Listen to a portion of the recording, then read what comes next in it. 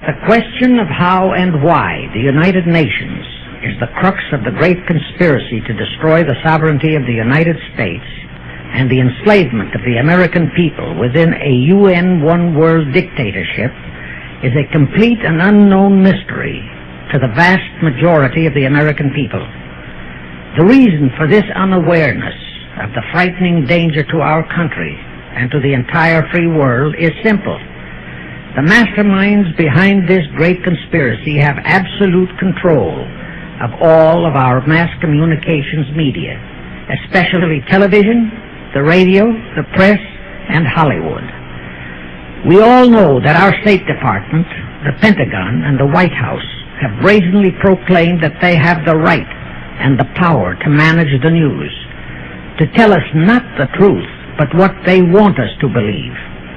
They have seized that power on orders from their masters of the great conspiracy.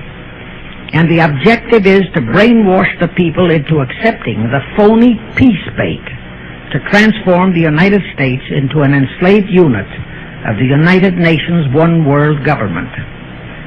First of all, bear in mind that the so-called UN police action in Korea, fought by the United States, in which 150,000 of our sons were murdered and maimed, was part of the plot, just as the undeclared by Congress war in Vietnam, in which our sons are dying, is part of the plot, just as the plot against Rhodesia and South Africa, in which our sons will be dying, is part of the UN plot. However, the vitally important thing for all Americans, all you mothers of the boys who died in Korea and are now dying in Vietnam, to know is that our so-called leaders in Washington, whom we elected to safeguard our nation and our Constitution, are the betrayers, and that behind them are a comparatively small group of men whose sole objective is to enslave the whole world of humanity in their satanic plot of one world government. Now, in order to give you a very clear picture of this satanic plot, I will go back to its beginning, clear back in the middle of the 18th century, and name the men who put that plot into action, and then bring you down to the present, today's status of that plot. Now, as a matter of further intelligence, a term used by the FBI, let me clarify the meaning of the expression, "He is a liberal." The enemy, meaning the one-world conspirators, have seized upon that word liberal as a cover-up for their activities. It sounds so innocent and so humanitarian to be liberal.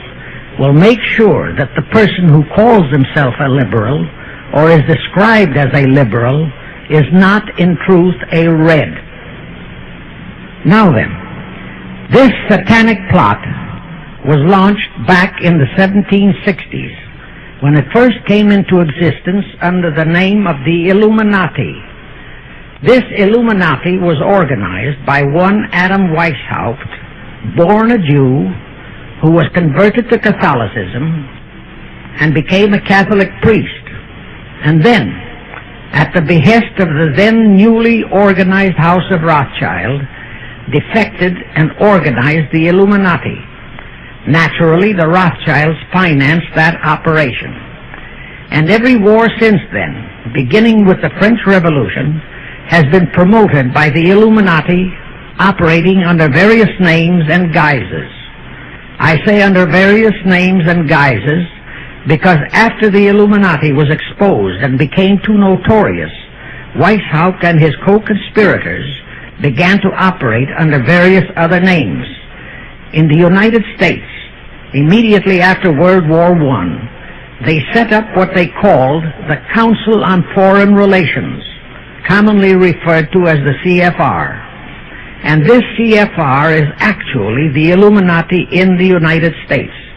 And its hierarchy, the masterminds in control of the CFR, to a very great extent, are the descendants of the original Illuminati conspirators. But, to conceal that fact, most of them changed their original family names to American-sounding names.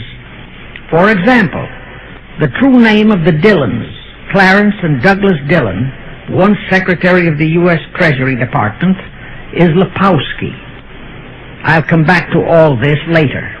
There is a similar establishment of the Illuminati in England, operating under the name of the British Institute of International Affairs. There are similar secret Illuminati organizations in France, Germany, and other nations operating under different names. And all these organizations, including the CFR, continuously set up numerous subsidiary or front organizations that are infiltrated into every phase of the various nations' affairs. But at all times, the operations of these organizations were and are masterminded and controlled by the internationalist bankers, who in turn were and are controlled by the Rothschilds. The details of how they accomplished the setting up of the CFR in the United States, as also in the other nations, are far too voluminous to be described in this dissertation. But you can find it complete in News Bulletin number 122, entitled UN is Spawn of the Illuminati, and News Bulletin number 123, entitled CFR Completely Unmasked as Illuminati. Both are published by the Cinema Educational Guild, Post Office Box 46205, Hollywood, California. You can get them for 50 cents per copy by writing to that address. Those news bulletins reveal the names of the original founders of the Illuminati and the Americanized names of their descendants in the present CFR. Now I'll go back to the activities of the original Illuminati conspirators. As revealed in News Bulletin number 122, one branch of the Rothschild family had financed Napoleon. Another branch of the Rothschilds, both branches the real masterminds of the Illuminati, financed Britain, Germany, and the other nations in the Napoleonic Wars. Immediately after the Napoleonic Wars, the Illuminati assumed that all the nations were so destitute and so weary of wars that they'd be glad for any solution. So the Rothschild stooges set up what they called the Congress in Vienna, and at that meeting they tried to create the first League of Nations, their first attempted one-world government, on the theory that all the crowned heads of the European governments were so deeply in debt to them that they would willingly or unwillingly serve as their stooges. But the Tsar of Russia caught the stench of the plot and completely torpedoed it. The enraged Nathan Rothschild, then the head of that dynasty, vowed that someday he or his descendants would destroy the Tsar and his entire family. And his descendants did accomplish that very threat in 1917. At this point, bear in mind that the Illuminati was not set up to operate on a short-range basis. Normally, a conspirator of any type enters into a conspiracy with the expectation of achieving his objective during his own lifetime. But that was not the case with the Illuminati. True, they hoped to accomplish their objective during their lifetime. But, paraphrasing The Show Must Go On, the Illuminati operates on the very long-range basis. Whether it will take scores of years or even centuries, they have dedicated their descendants to keep the plot boiling until, they hope, the conspiracy is achieved. Now let's go back to the birth of the Illuminati. Adam Weishaupt was a Jesuit-trained professor of canon law, teaching in Ingolstadt University when he defected from Christianity to embrace the Luciferian conspiracy. It was in 1770 that the professional moneylenders, the then recently organized House of Rothschild, retained him to revise and modernize the age-old protocols of Zionism, which from the outset was designed to give the Synagogue of Satan, so named by Jesus Christ, ultimate world domination, so they could impose the Luciferian ideology upon what would remain of the human race after the final social cataclysm by use of satanic despotism. Weishaupt completed his task May 1st, 1776. Now you know why May 1 is the great day with all communist nations to this very day. That was the day, May 1, 1776, that Weishaupt completed his plan and officially organized the Illuminati to put the plan into execution. That plan required the destruction of all existing governments and religions. That objective was to be reached by dividing the masses of people whom he, Weishaupt, termed Goyim, or human cattle, into opposing camps in ever-increasing numbers on political, social, economic, and other issues, the very conditions we have in our country today. The opposing sides were then to be armed and incidents provided which would cause them to fight and weaken themselves and gradually destroy national governments and religious institutions. Again I say, the very conditions in the world today. And at this point, let me stress a prime feature of the Illuminati plans. When and if their blueprint for world control, the Protocols of the Elders of Zion, is discovered and exposed, they would wipe all the Jews off the face of the earth in order to divert suspicions from themselves. If you think this is far-fetched, bear in mind that they permitted Hitler, a liberal socialist himself, who was financed by Krupp, Kennedy, the Warburgs, and the Rothschilds, to incinerate 600,000 Jews. Now, just why did the conspirators choose the word Illuminati for their satanic organization?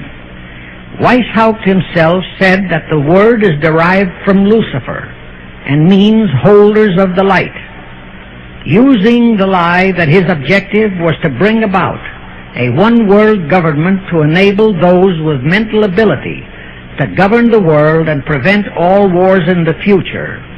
In short, using the word peace on earth as his bait, exactly as that same bait, peace, was used by the 1945 conspirators to foist the United Nations on us. Weishaupt, financed, I repeat, by the Rothschilds, recruited some 2,000 paid followers. These included the most intelligent men in the fields of arts and letters, education, the sciences, finance, and industry. He then established lodges of the Grand Orient, Masonic lodges, to be their secret headquarters.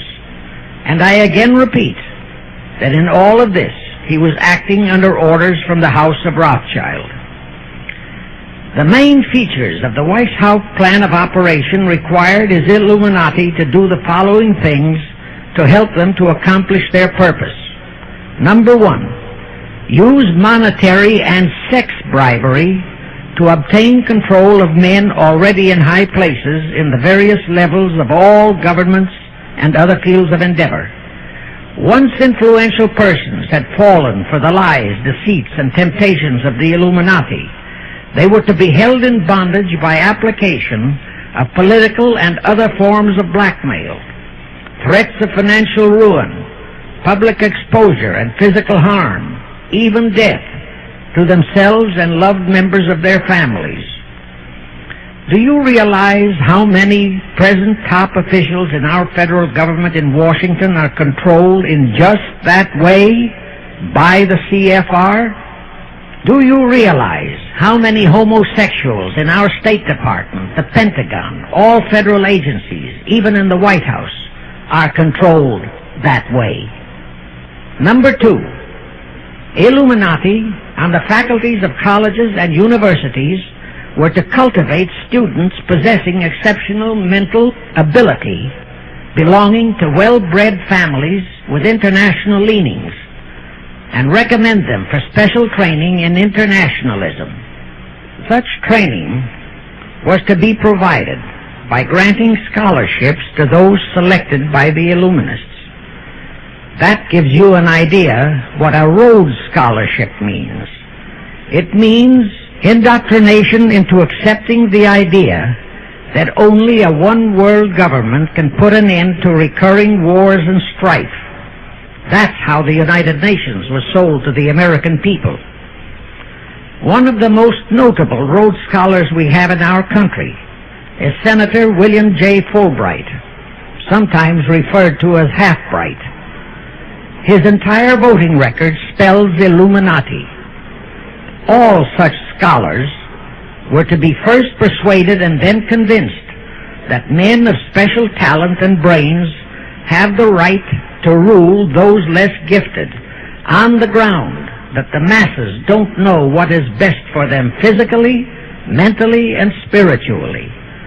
In addition to the Rhodes and similar scholarships, today there are 3 special Illuminati schools located in Gordonstown in Scotland, Salem in Germany, and Anavrita in Greece.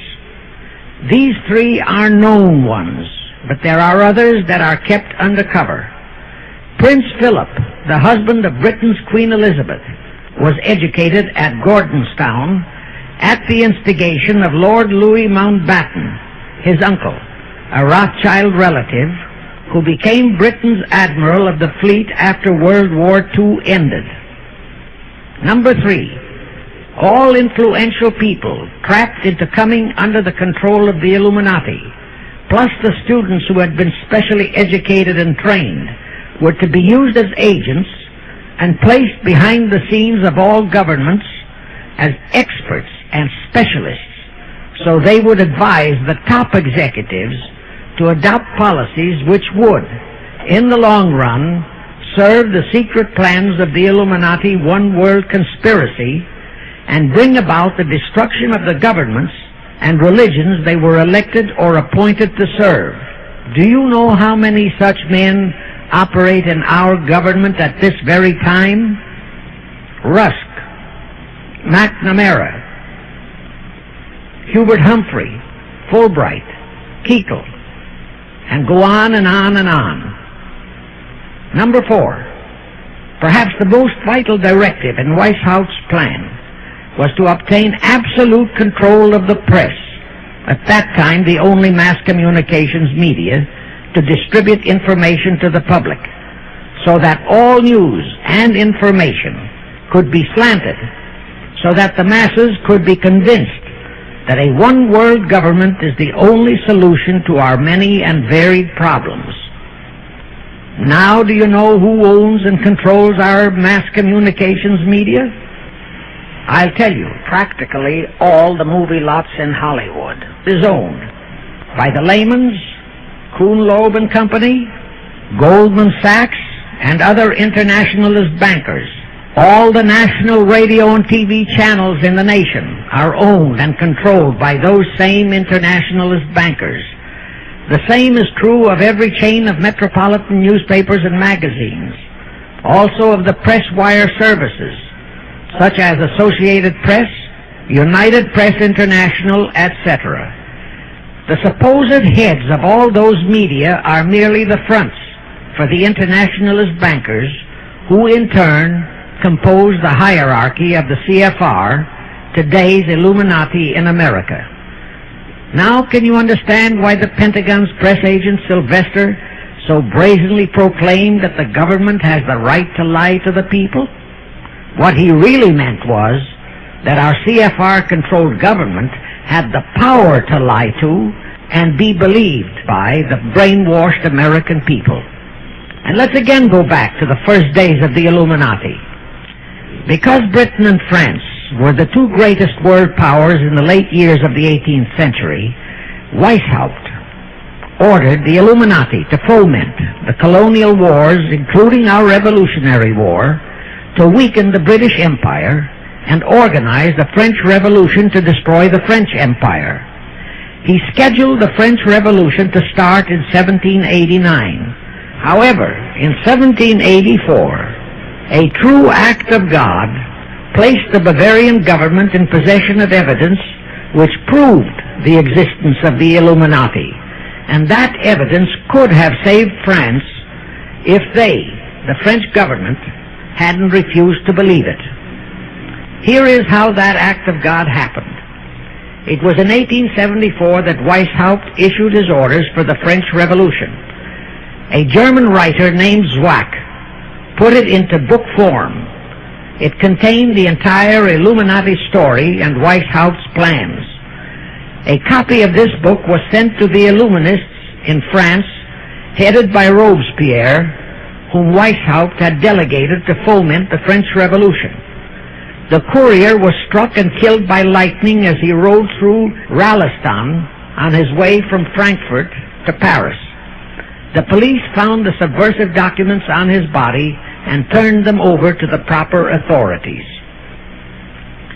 After careful study of the plot, the Bavarian government ordered the police to raid Weishaupt's newly organized lodges of the Grand Orient and the homes of his most influential associates.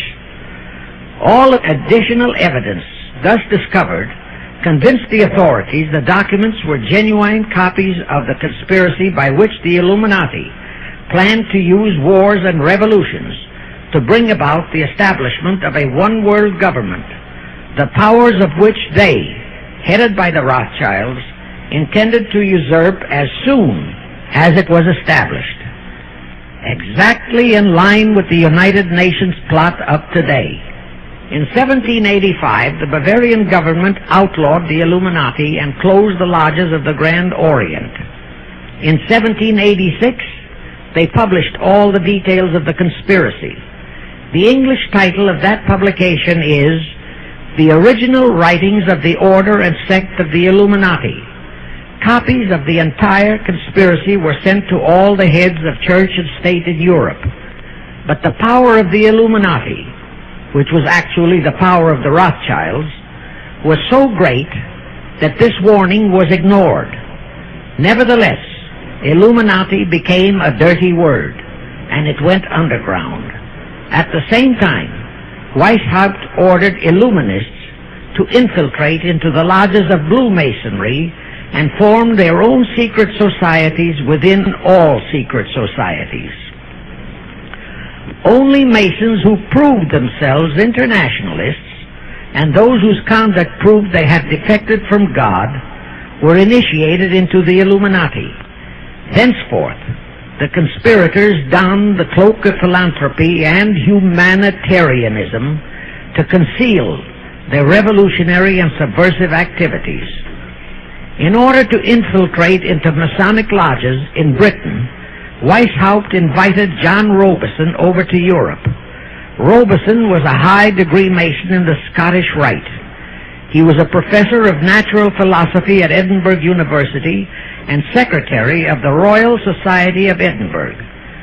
Robison did not fall for the lie that the objective of the Illuminati was to create a benevolent dictatorship, but he kept his reactions to himself so well that he was entrusted with a copy of Weishaupt's revised conspiracy for study and safekeeping.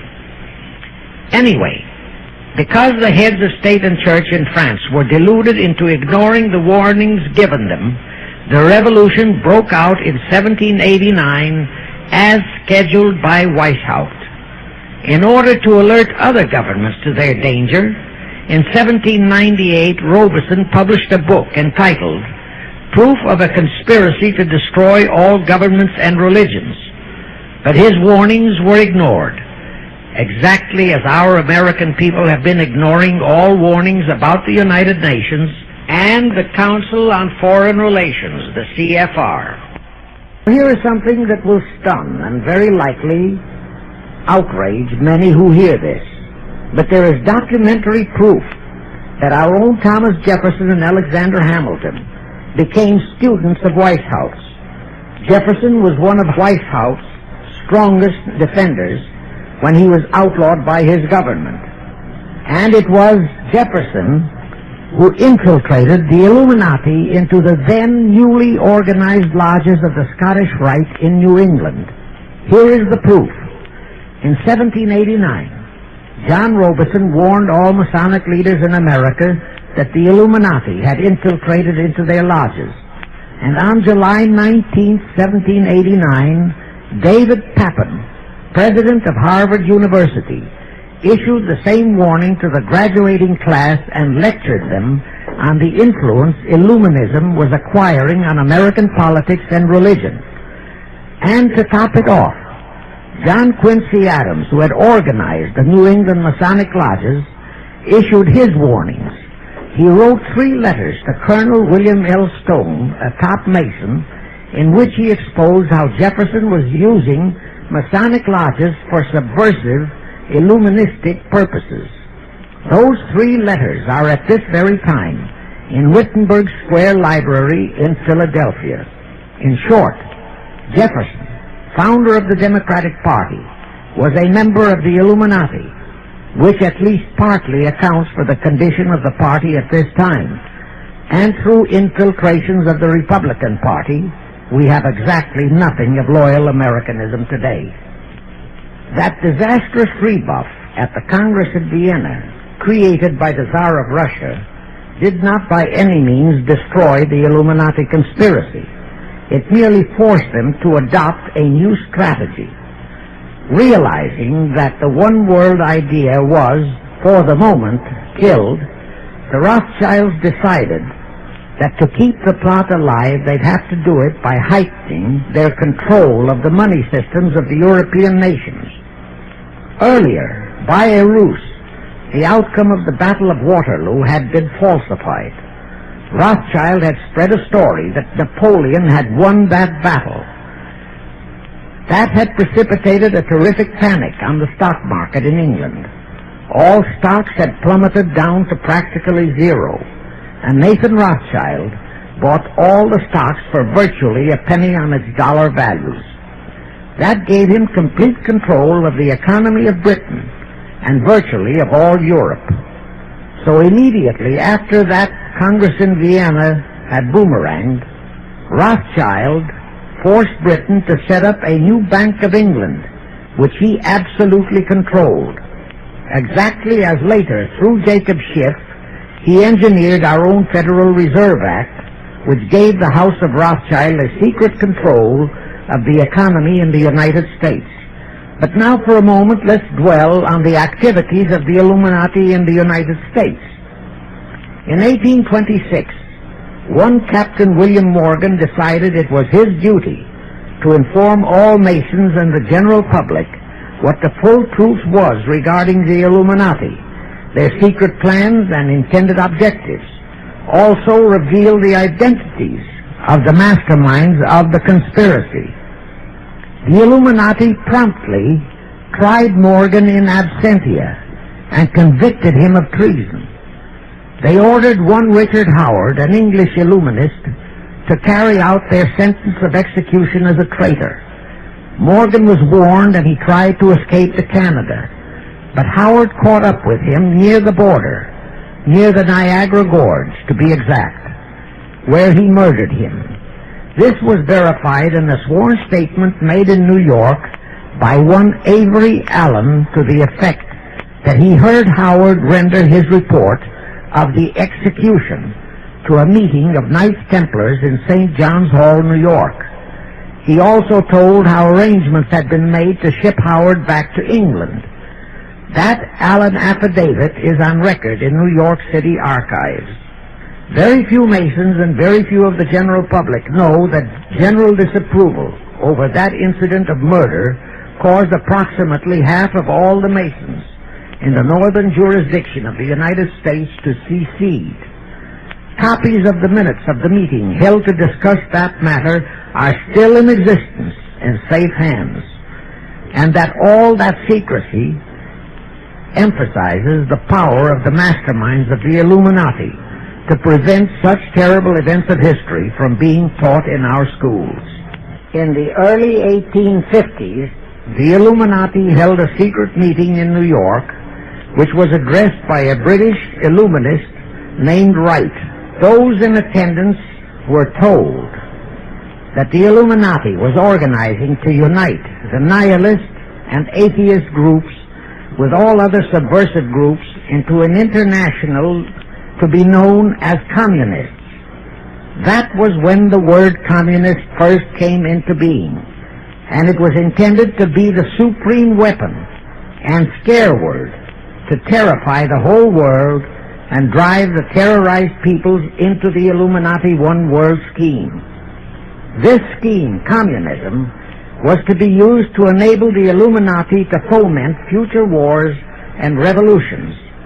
Clinton Roosevelt, a direct ancestor of Franklin Roosevelt, Horace Greeley and Charles Dana, foremost newspaper publishers of that time, were appointed to head a committee to raise funds for the new venture. Of course, most of the funds were provided by the Rothschilds. And this fund was used to finance Karl Marx and Engels when they wrote Das Kapital and the Communist Manifesto in Soho, England.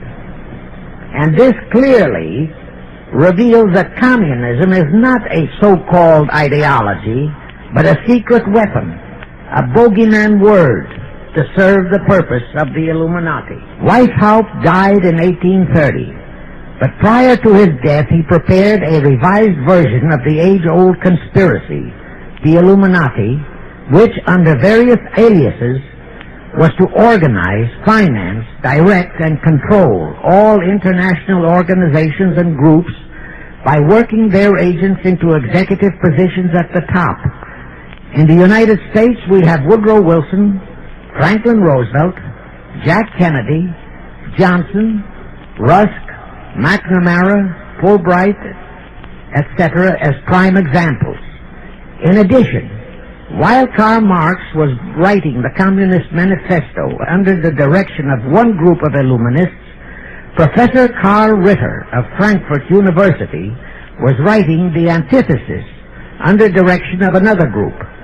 The idea was that those who direct the overall conspiracy could use the differences in those two so-called ideologies to enable them to divide larger and larger members of the human race into opposing camps so that they could be armed and then brainwashed into fighting and destroying each other, and particularly to destroy all political and religious institutions. The work Ritter started was continued after his death and completed by the German so-called philosopher Friedrich Wilhelm Nietzsche, who founded Nietzscheism. This Nietzscheism was later developed into fascism and then into Nazism and was used to foment World Wars I and II. In 1834, the Italian revolutionary leader Giuseppe Mazzini was selected by the Illuminati to direct their revolutionary program throughout the world. He served in that capacity until he died in 1872. But some years before he died, Mazzini had enticed an American general named Albert Pike into the Illuminati. Pike was fascinated by the idea of a one-world government, and ultimately he became the head of this Luciferian conspiracy. Between 1859 and 1871, he, Pike, worked out a military blueprint for 3 world wars and various revolutions throughout the world, which he considered would forward the conspiracy to its final stage in the 20th century.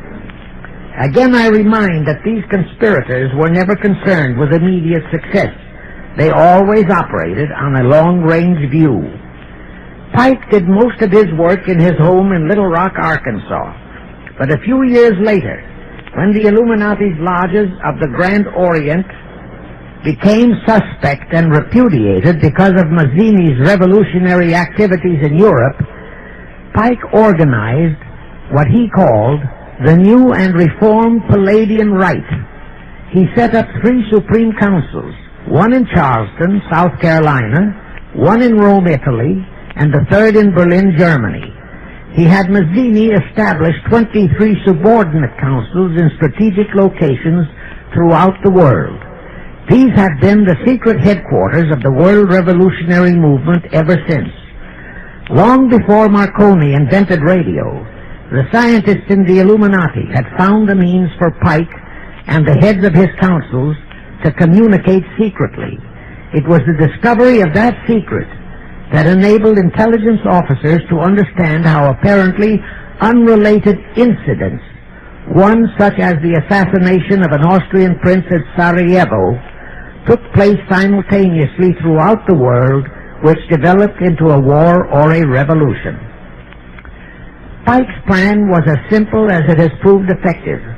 It called for communism, Nazism, political Zionism, and other international movements be organized and used to foment 3 global world wars and at least 2 major revolutions. The First World War was to be fought so as to enable the Illuminati to destroy Tsarism in Russia, as vowed by Rothschild after the Tsar had torpedoed his scheme at the Congress in Vienna, and to transform Russia into a stronghold of atheistic communism.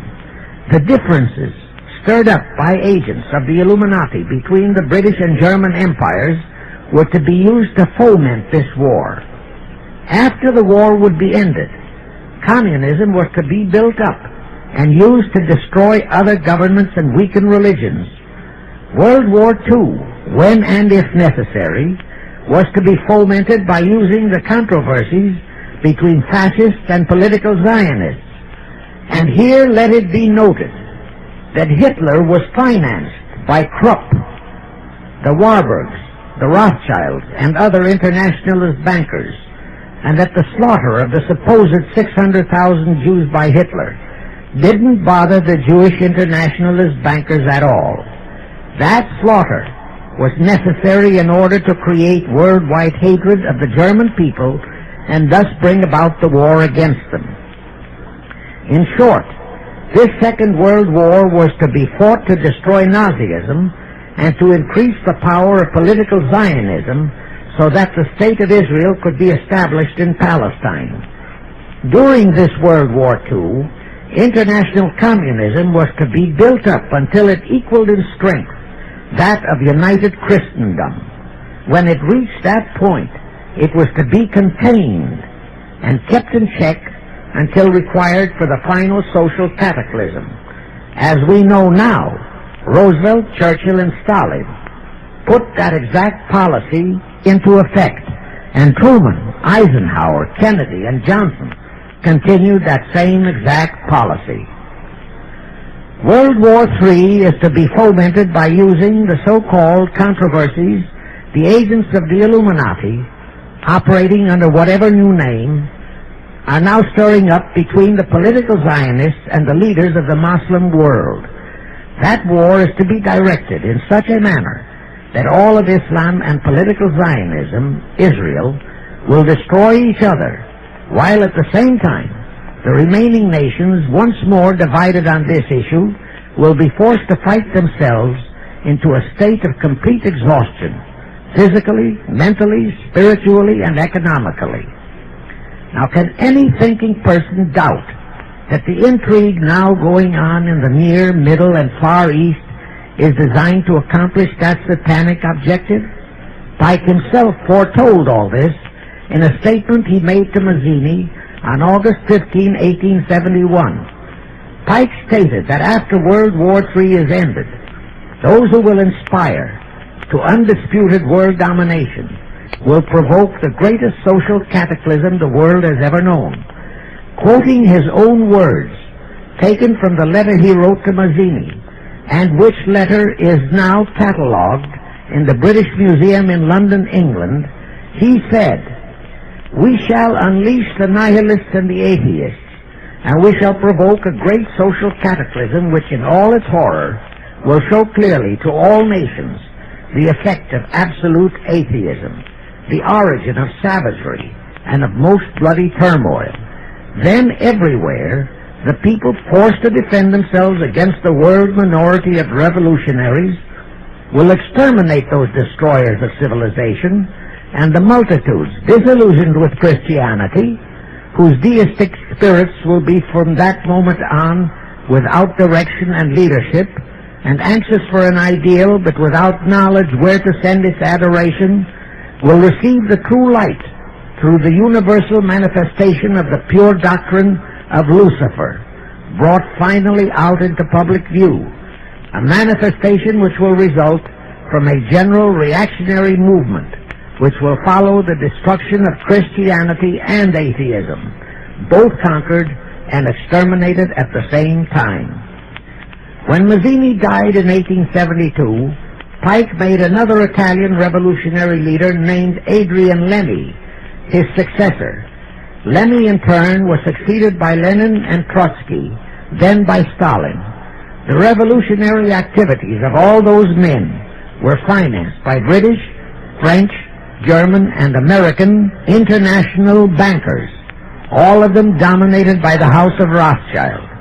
We are supposed to believe that the international bankers of today, like the money changers of Christ's day, are only the tools or agents of the great conspiracy, but actually they are the masterminds behind all of it.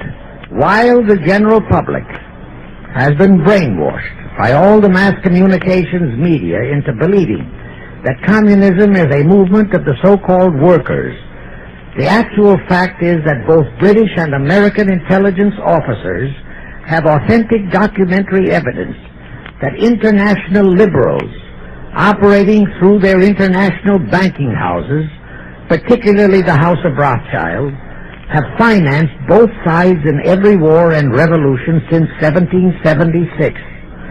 Those who today comprise the conspiracy, the CFR in the United States, direct our governments, whom they hold in usury through such methods as the Federal Reserve System in America, to fight wars such as Vietnam, created by the United Nations, so as to further Pike's Illuminati plans to bring the world to that stage of the conspiracy when atheistic communism and the whole of Christianity can be forced into an all-out Third World War within each remaining nation, as well as on an international scale.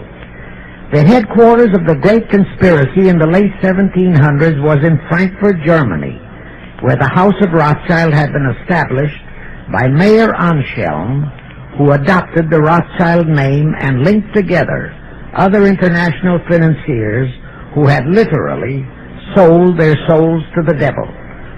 After the Bavarian government's exposure in 1786, the conspirators moved their headquarters to Switzerland, then to London.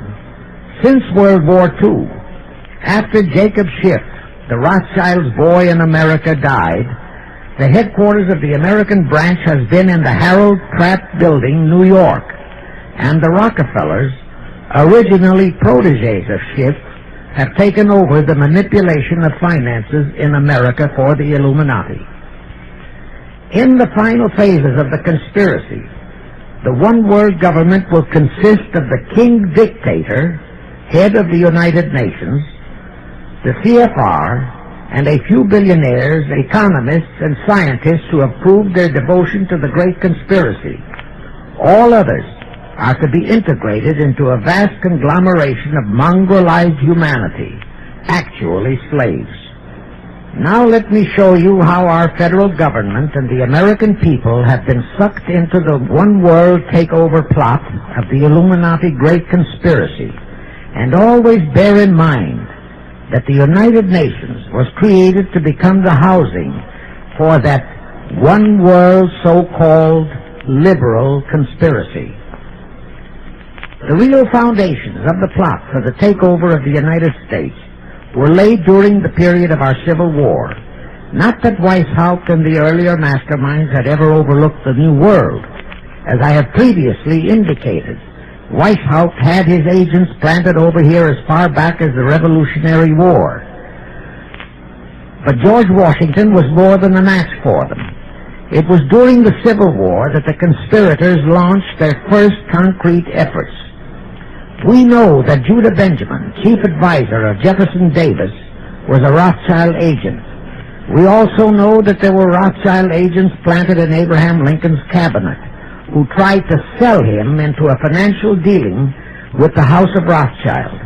But old Abe saw through the scheme and bluntly rejected it, thereby incurring the undying enmity of the Rothschilds, exactly as the Russian Tsar did when he torpedoed their first League of Nations at the Congress in Vienna. Investigation of the assassination of Lincoln revealed that the assassin, Booth, was a member of a secret conspiratorial group. Because there were a number of highly important government officials involved, The name of the group was never revealed, and it became a mystery, exactly as the assassination of Jack Kennedy still is a mystery. But I am sure it will not for long remain a mystery. Anyway, the ending of the Civil War destroyed, temporarily, all chances of the House of Rothschild to get a clutch on our money system, such as they had acquired in Britain and other nations in Europe. I say temporarily because the Rothschilds and the masterminds of the conspiracy never quit. So they had to start from scratch, but they lost no time in getting started. Shortly after the Civil War, a young immigrant who called himself Jacob H. Schiff arrived in New York. Jacob was a young man with a mission for the House of Rothschild. Jacob was the son of a rabbi, born in one of Rothschild's houses in Frankfurt, Germany. I won't go deeply into his background. The important point is that Rothschild recognized in him not only a potential money wizard, but more important, he also saw the latent Machiavellian qualities in Jacob that could, as it did, make him an invaluable functionary in the great one-world conspiracy. After a comparatively brief training period in the Rothschilds' London bank, Jacob left for America with instructions to buy into a banking house, which was to be the springboard to acquire control of the money system of the United States. Actually, Jacob came here to carry out 4 specific assignments. Number 1, and most important, was to acquire control of America's money system. Number 2, find desirable men who, for a price, would be willing to serve as stooges for the great conspiracy and promote them into high places in our federal government, our Congress, in the U.S. Supreme Court, and all federal agencies. Number 3, create minority group strife throughout the nations, particularly between whites and blacks. Number 4, create a movement to destroy religion in the United States, but Christianity to be the chief target. Earlier I stated that Jacob Schiff came to America with orders by Rothschild to carry out 4 specific directives. The first and most important one was to get control of the United States money system. Let's trace Schiff's step to accomplish that directive. As a first step, he had to buy into a banking house, but it had to be the kind of a house that he could absolutely control and mold for that primary objective of entrapping our U.S. money system. After carefully scouting around, Jacob bought a partnership in a firm that called itself Kuhn and Loeb.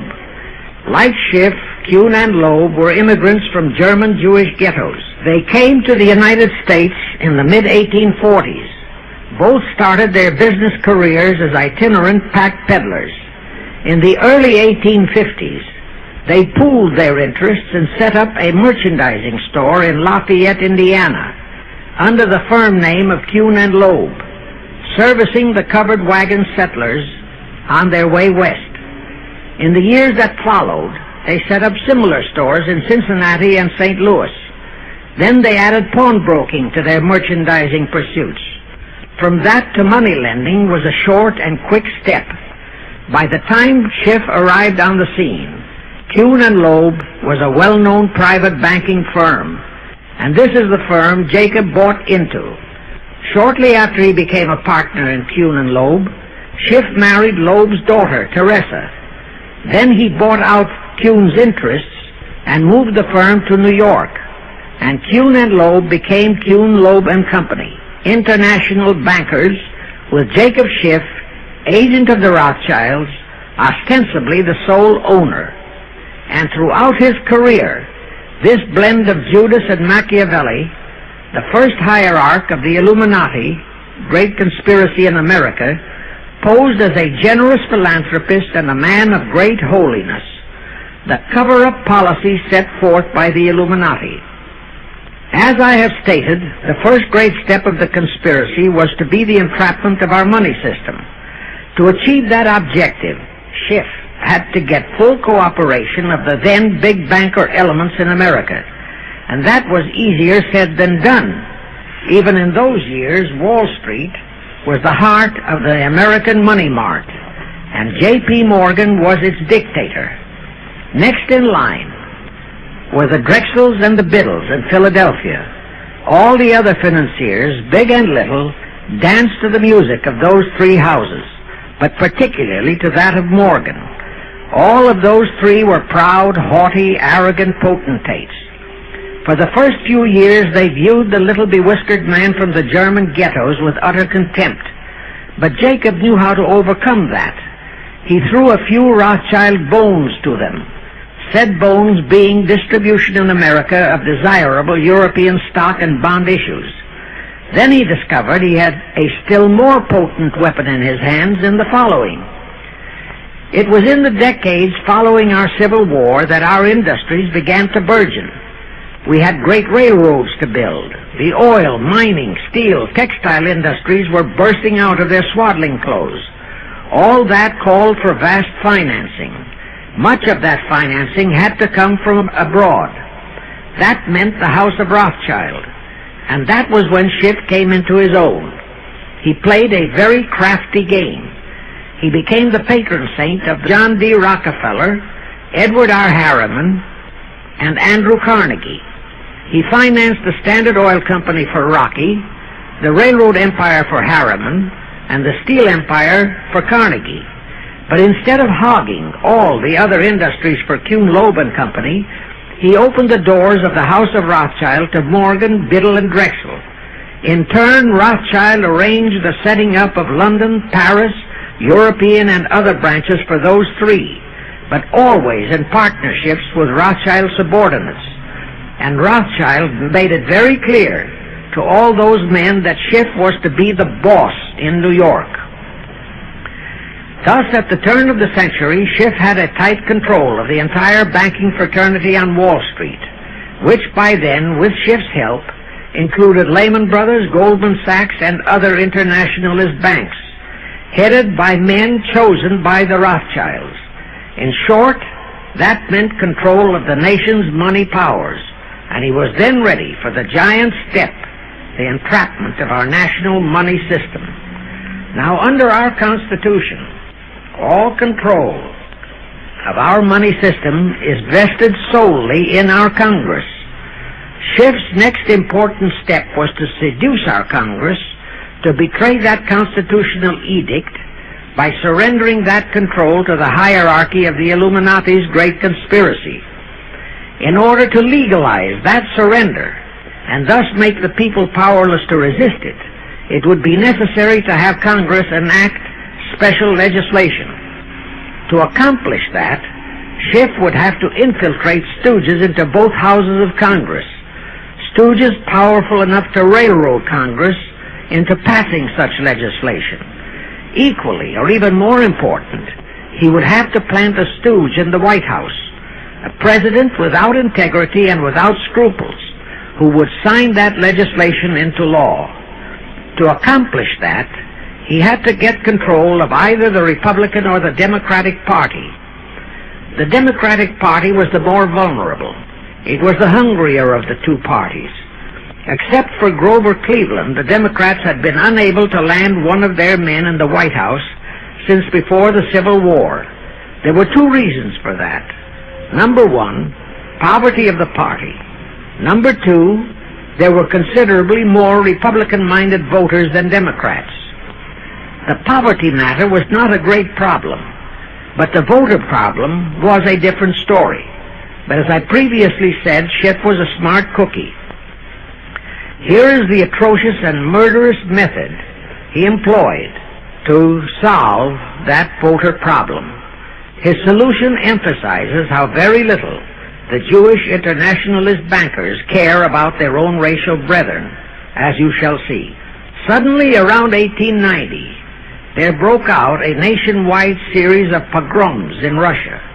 Many, many thousands of innocent Jews, men, women, and children, were slaughtered by the Cossacks and other peasants. Similar pogroms with similar slaughter of innocent Jews broke out in Poland, Romania, and Bulgaria. All those pogroms were fomented by Rothschild agents. As a result, Jewish terrified refugees from all those nations swarmed into the United States, and that continued throughout the next 2 or 3 decades, because the pogroms were continuous through all those years. All those refugees were aided by self-styled humanitarian committees set up by Schiff, the Rothschilds, and all the Rothschild affiliates. In the main, the refugees streamed into New York, but the Schiff-Rothschild humanitarian committees found ways to shuffle many of them into other large cities, such as Chicago, Boston, Philadelphia, Detroit, Los Angeles, etc. All of them were quickly transformed into naturalized citizens and educated to register as Democrats. Thus, all of that so-called minority group became solid Democratic voter blocs in their communities, all controlled and maneuvered by their so-called benefactors. And shortly after the turn of the century, they became vital factors in the political life of our nation. That was one of the methods Schiff employed to plant men like Nelson Aldrich in our Senate and Woodrow Wilson in the White House. At this point, let me remind you of another of the important jobs that was assigned to Schiff when he was dispatched to America. I refer to the job of destroying the unity of the American people by creating minority group and racial strife. By the pogrom-driven Jewish refugees into America, Schiff was creating one ready-made minority group for that purpose. But the Jewish people as a whole, made fearful by the pogroms, could not be depended upon to create the violence necessary to destroy the unity of the American people. But right within America, there was an already made-to-order, although as yet a sleeping, minority group, the Negroes, who could be sparked into so-called demonstrations, rioting, looting, murder, and every other type of lawlessness. All that was necessary was to incite and arouse them. Together, those two minority groups, properly maneuvered, could be used to create exactly the kind of strife in America the Illuminati would need to accomplish their objective. Thus, at the same time that Schiff and his co-conspirators were laying their plans for the entrapment of our money system, they were also perfecting plans to hit the unsuspecting American people with an explosive and terrifying racial upheaval that would tear the people into hate fractions and create chaos throughout the nation, especially on all college and university campuses, all protected by Earl Warren decisions and our so-called leaders in Washington. Of course, perfecting those plans required time and infinitely patient organizing. Now, to remove all doubts, I'll take a few moments to give you documentary proof of this racial strife plot. First of all, they had to create leaderships and organizations to draw in millions of dupes, both Jewish and Negroes, who would do the demonstrating and commit the rioting, looting, and lawlessness. So in 1909, Schiff, the Lamans, and other conspirators organized and set up the National Association for the Advancement of the Colored People, known as the NAACP. The presidents, directors, and legal counsels of the NAACP were always white men, Jews appointed by Schiff. And this is the case to this very day. Then, in 1913, the Schiff Group organized the Anti-Defamation League of the B'nai B'rith, commonly known as the ADL, to serve as the Gestapo and hatchetman outfit for the entire great conspiracy. Today, this sinister ADL maintains over 2,000 agencies in all parts of the country, and they advise and completely control every action of the NAACP, CORE, of the Urban League, of all the other so-called Negro civil rights organizations throughout the nation, including such leaders as Martin Lucifer King, Stokely Carmichael, Bayard Rustin, and others of that ilk. In addition, the ADL acquired absolute control of the advertising budgets of many department stores, hotel chains, and TV and radio industrialist sponsors, also advertising agencies, in order to control practically all the mass communications media and force every loyal newspaper to slant and falsify the news, and to further incite and at the same time create sympathy for the lawlessness and violence of the Negro mobs. Here is documentary proof of the beginning of their deliberate plot to foment the Negroes into all their lawlessness. Around 1910, one Israel Zangwill wrote a play entitled The Melting Pot. It was sheer propaganda to incite the Negroes and Jews, because the play purportedly visualized how the American people were discriminating against and persecuting Jews and Negroes. At that time, nobody seemed to realize that it was a propaganda play. It was that cleverly written. The propaganda was well wrapped up in the truly great entertainment in the play, and it was a big Broadway hit. Now, in those years, the legendary Diamond Jim Brady used to throw a banquet at the famous Delmonico restaurant in New York after the opening performance of a popular play. He threw such a party for the cast of The Melting Pot, its author, producer, and chosen Broadway celebrities.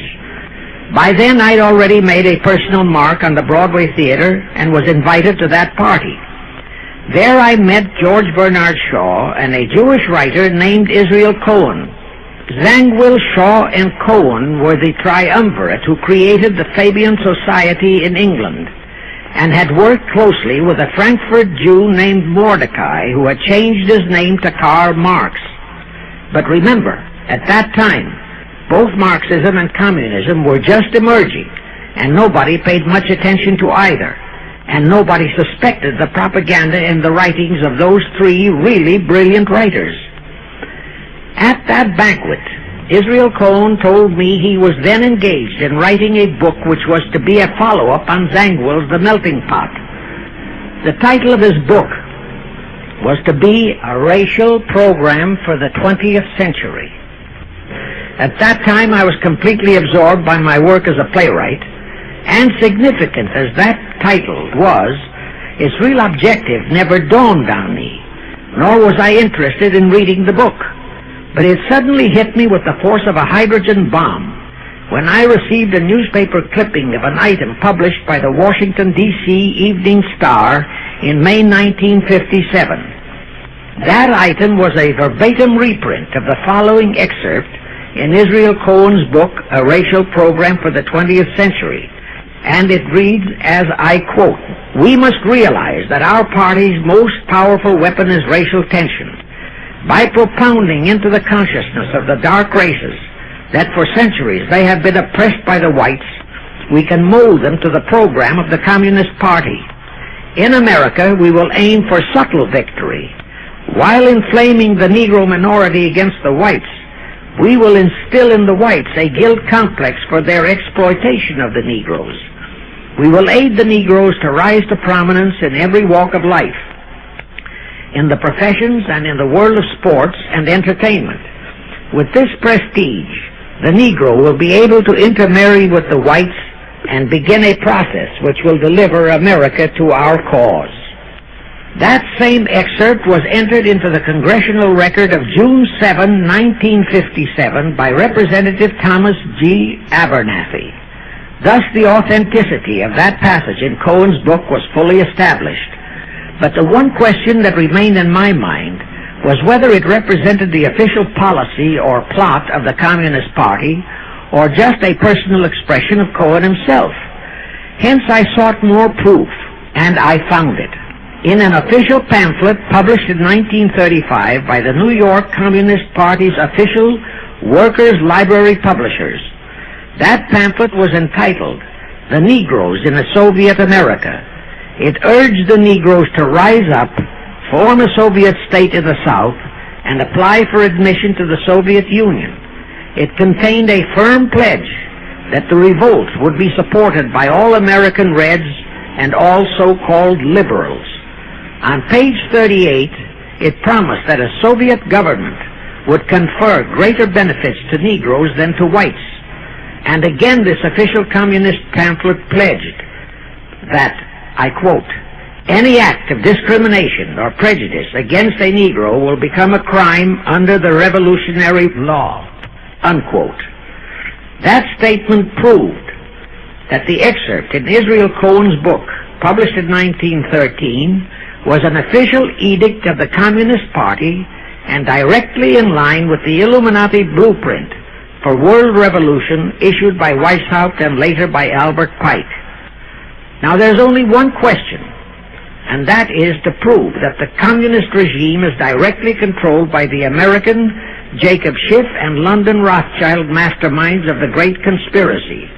A little later, I will provide that proof that will remove even a remote doubt that the Communist Party as we know it was created by those masterminds, capitalists if you will note, that Schiff, the Warburgs, and the Rothschilds planned and financed the entire Russian Revolution, also the murder of the Tsar and his family, and that Lenin, Trotsky, and Stalin took their orders directly from Schiff and the other capitalists whom they supposedly are fighting. Now can you see why the vile Earl Warren and his equally vile co-Supreme Court justices issued that infamous and treasonous desegregation decision in 1954? It was to aid and abet the plot of the Illuminati conspirators to create tension and strife between Negroes and whites. Can you see why the same Earl Warren issued his decision prohibiting Christian prayers and Christmas carols in our schools? It was done to destroy Christianity. Can you see why Eisenhower, despite all the rigid constitutional prohibitions, sent federal troops into a southern state to enforce the desegregation decision? Why Kennedy did likewise? And can you see why Johnson and 66 senators, despite the protests of 90% of the American people, voted for the Consular Treaty, which opens our entire country to Russian spies and saboteurs? All those 66 senators are 20th century Benedict Arnolds.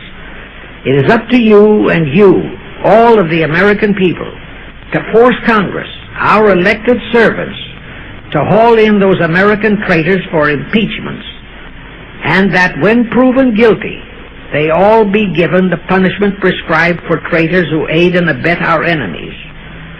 And that includes the forcing of rigid investigations by Congress of the CFR and all their fronts, such as the ADL, the NAACP, SNCC, and such Illuminati tools as Martin Lucifer King. Such investigations will completely unmask all the leaders in Washington and the Illuminati and all their affiliations and affiliates as traitors carrying out the Illuminati plot. It will completely unmask the United Nations as the intended crux of the entire plot and force Congress to take the U.S. out of the UN and hurl the UN out of the U.S. In fact, it will destroy the UN and the entire plot. Before I close this phase, I wish to reiterate and stress one vital point, which I urge you to never forget if you wish to save our country for your children and their children. Here is the point. Every unconstitutional and unlawful act committed by Woodrow Wilson, by Franklin Roosevelt, by Truman, Eisenhower, and Kennedy, and are now being committed by Johnson, is exactly in line with the Illuminati conspirators' centuries-old plot outlined by Weishaupt and Albert Pike. Every vicious decision issued by the traitorous Earl Warren and his equally traitorous Supreme Court justices was directly in line with what the Illuminati blueprint required. That all the treason committed by our State Department under Rusk and earlier by John Foster Dulles and Marshall, also all the treason committed by McNamara and his predecessors, is directly in line with that same Illuminati blueprint for the takeover of the world. Also the amazing treason by various members of our Congress, especially by the 66 senators who signed for the Consular Treaty, has been committed on orders from the Illuminati. Also revealed the Schiff Rothschild control of not only Karl Marx, but of Lenin, Trotsky, and Stalin, who created the revolution in Russia and set up the Communist Party. It was in 1908 that Schiff decided the time had come for his seizure of our money system. His chief lieutenants in that seizure were Colonel Edward Mandel House, who's an executive and courier for Schiff, as I shall show, Bernard Baruch, and Herbert Lehman. In the fall of that year, they assembled in secret conclave at the Jekyll Island Hunt Club, owned by J.P. Morgan at Jekyll Island, Georgia. Among those present were J.P. Morgan, John D. Rockefeller, Colonel House, Senator Nelson Aldrich, Schiff, Stillman and Vanderlip of the New York National City Bank, W.N.J. Seligman, Eugene Meyer, Bernard Baruch, Herbert Lehman, Paul Warburg, in short, all of the international bankers in America, all of them members of the hierarchy of the Illuminati's great conspiracy. A week later, they emerged with what they called the Federal Reserve System. Senator Aldrich was the stooge who was to railroad it through Congress. But they held that railroading in abeyance for one chief reason. They would first have to plant their man, an obedient stooge, in the White House to sign the Federal Reserve Act into law. They knew that even if the Senate would pass that act unanimously, the then newly elected President Taft would promptly veto it. So they waited.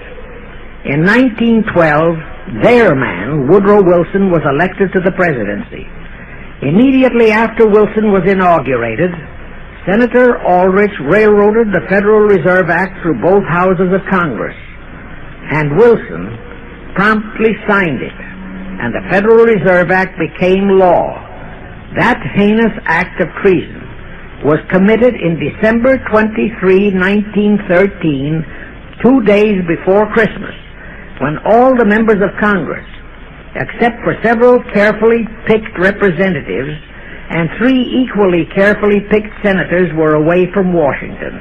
How heinously treasonous was that act? I'll tell you. Our founding fathers knew full well the power of money. They knew that whoever had that power held the destiny of our nation in his hands.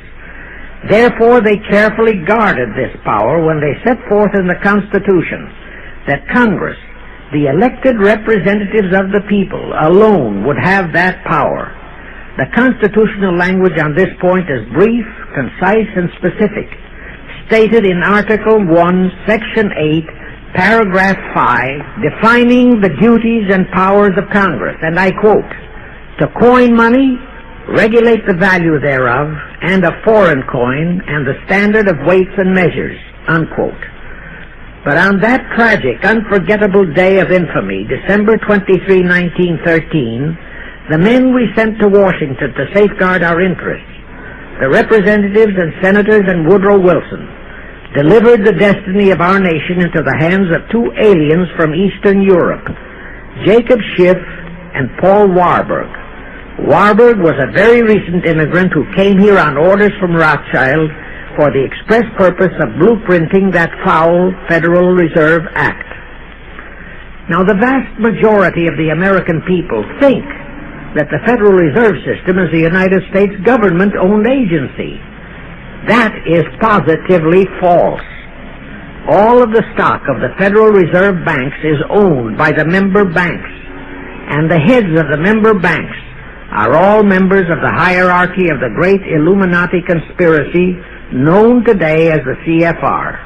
The details of that act of treason in which many traitorous so-called Americans participated are far too long for this recording, but all those details are available in a book entitled The Federal Reserve Conspiracy, written by Eustace Mullins. In that book, Mullins tells the entire horrifying story and backs it up with unquestionable documentations. Aside from it being a truly fascinating and shocking story of that great betrayal, every American should read it as a matter of vital intelligence for the time when the whole American people will finally come awake and smash the entire conspiracy. And with God's help, that awakening will surely come. You can get a copy of that book from the publishers, the Christian Educational Association, 530 Chestnut Street, Union, New Jersey. Now, if you think that those aliens and their by accident of birth American co-conspirators would be content with just the control of our money system, you're in for another very sad shock.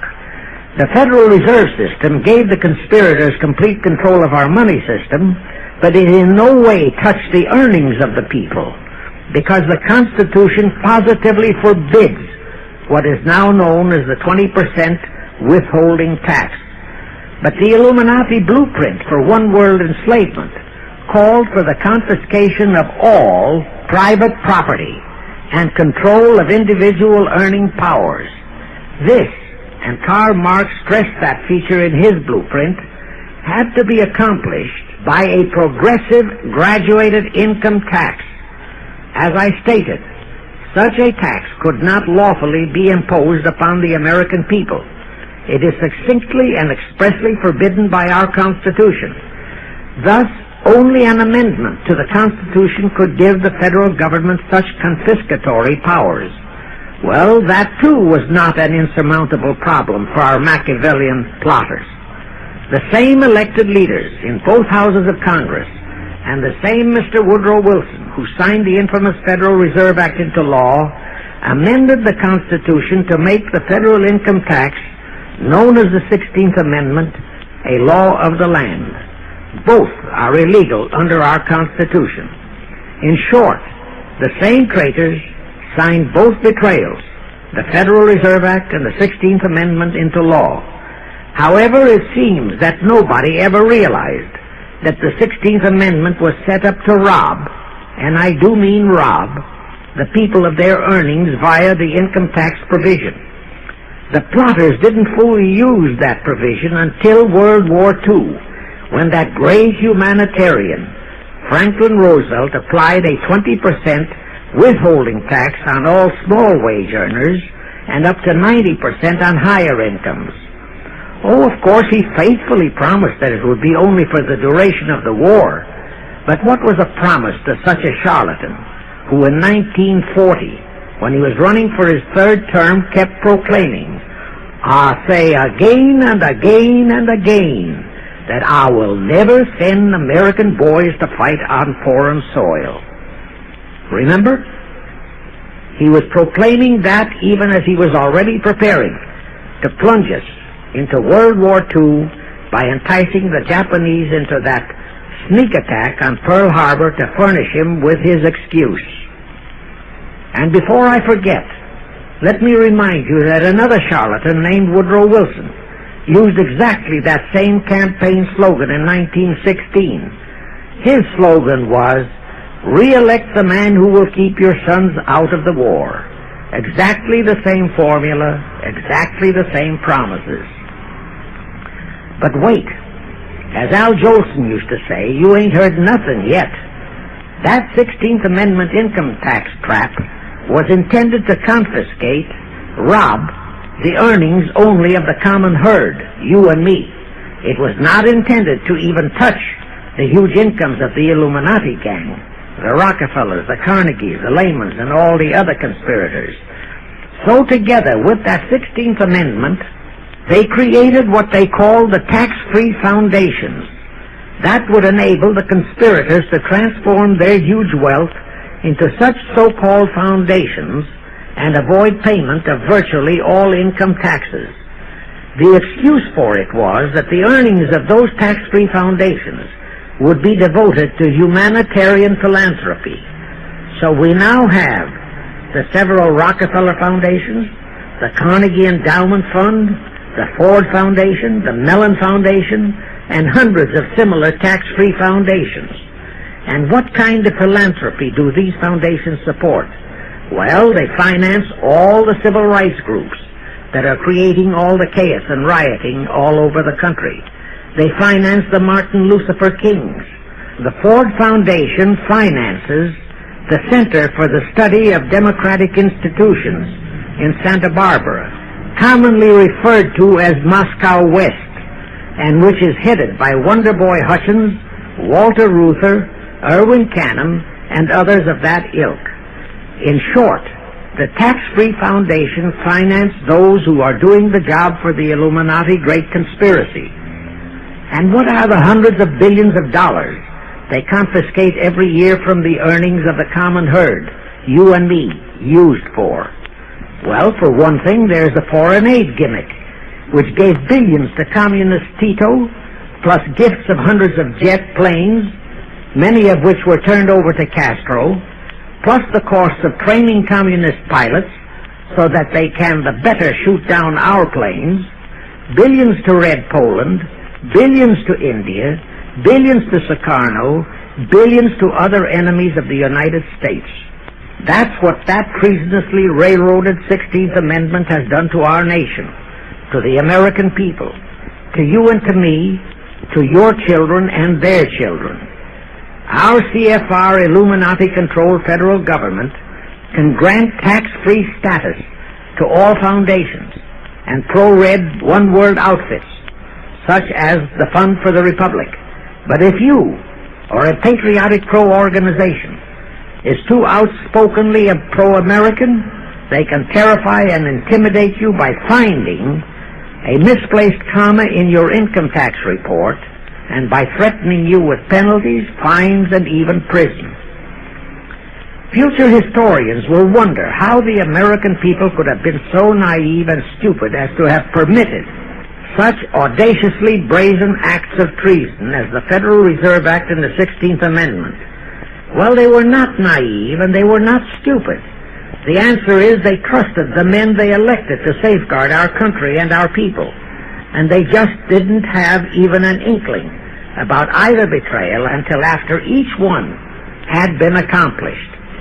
It was the Illuminati-controlled mass communications media that kept and is keeping our people naive and stupid and unaware of the treason being committed. Now the great question is, when will the people wake up and do to our traitors of today what George Washington and our founding fathers would have done to Benedict Arnold? Actually, Benedict Arnold was a petty traitor compared to our present traitors in Washington. Now let's go back to the events that followed the rape of our Constitution by the passage of the Federal Reserve Act and the 16th Amendment. With Wilson completely under their control, the masterminds of the Great Conspiracy put in motion their next and what they hoped would be their final steps to achieve their one-world government. The first of those steps was to be World War I. Why war? Simple. The only excuse for a one-world government is that it will supposedly ensure peace. The only thing that can make people cry for peace is war. War brings chaos, destruction, exhaustion, to winner as well as to loser. It brings economic ruin to both. Most important, it destroys the flower of the young manhood of both. To the saddened and heartbroken oldsters, the mothers and fathers, who are left with nothing but memories of their beloved sons, peace becomes worth any price. And that is the emotion upon which the conspirators depend for the success of their satanic plot. Throughout the 19th century, from 1814 to 1914, the world as a whole was at peace. Such wars as the Franco-Prussian, our own Civil War, the Russo-Japanese War, were what might be termed local disturbances that did not affect the rest of the world. All the great nations were prosperous, the peoples staunchly nationalistic and fiercely proud of their sovereignties. It was utterly unthinkable that the French and the German peoples would be willing to live under a one-world government, or the Turks and the Russians, or the Chinese and the Japanese. Even more unthinkable that a Kaiser Wilhelm, or a Franz Joseph, or a Tsar Nicholas, or any monarch, would willingly and meekly surrender his throne to a one-world government. But bear in mind that the peoples in all nations are the real power, and only one thing, war, could make the peoples yearn and clamor for a peace-ensuring one-world government. But it would have to be a frightful and horribly devastating war. It could not be just a local disturbing war between just two nations.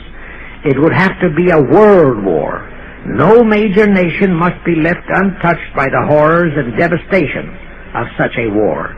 The cry for peace must be made universal. Actually, that was the format set by the Illuminati and Nathan Rothschild at the turn of the 19th century. They first maneuvered all of Europe into the Napoleonic Wars. Then the Congress in Vienna, which they, and particularly Rothschild, planned to transform into a League of Nations, which was to have been the housing for their one-world government, exactly as the present United Nations was set up to be the housing for the forthcoming, God forbid, one-world government.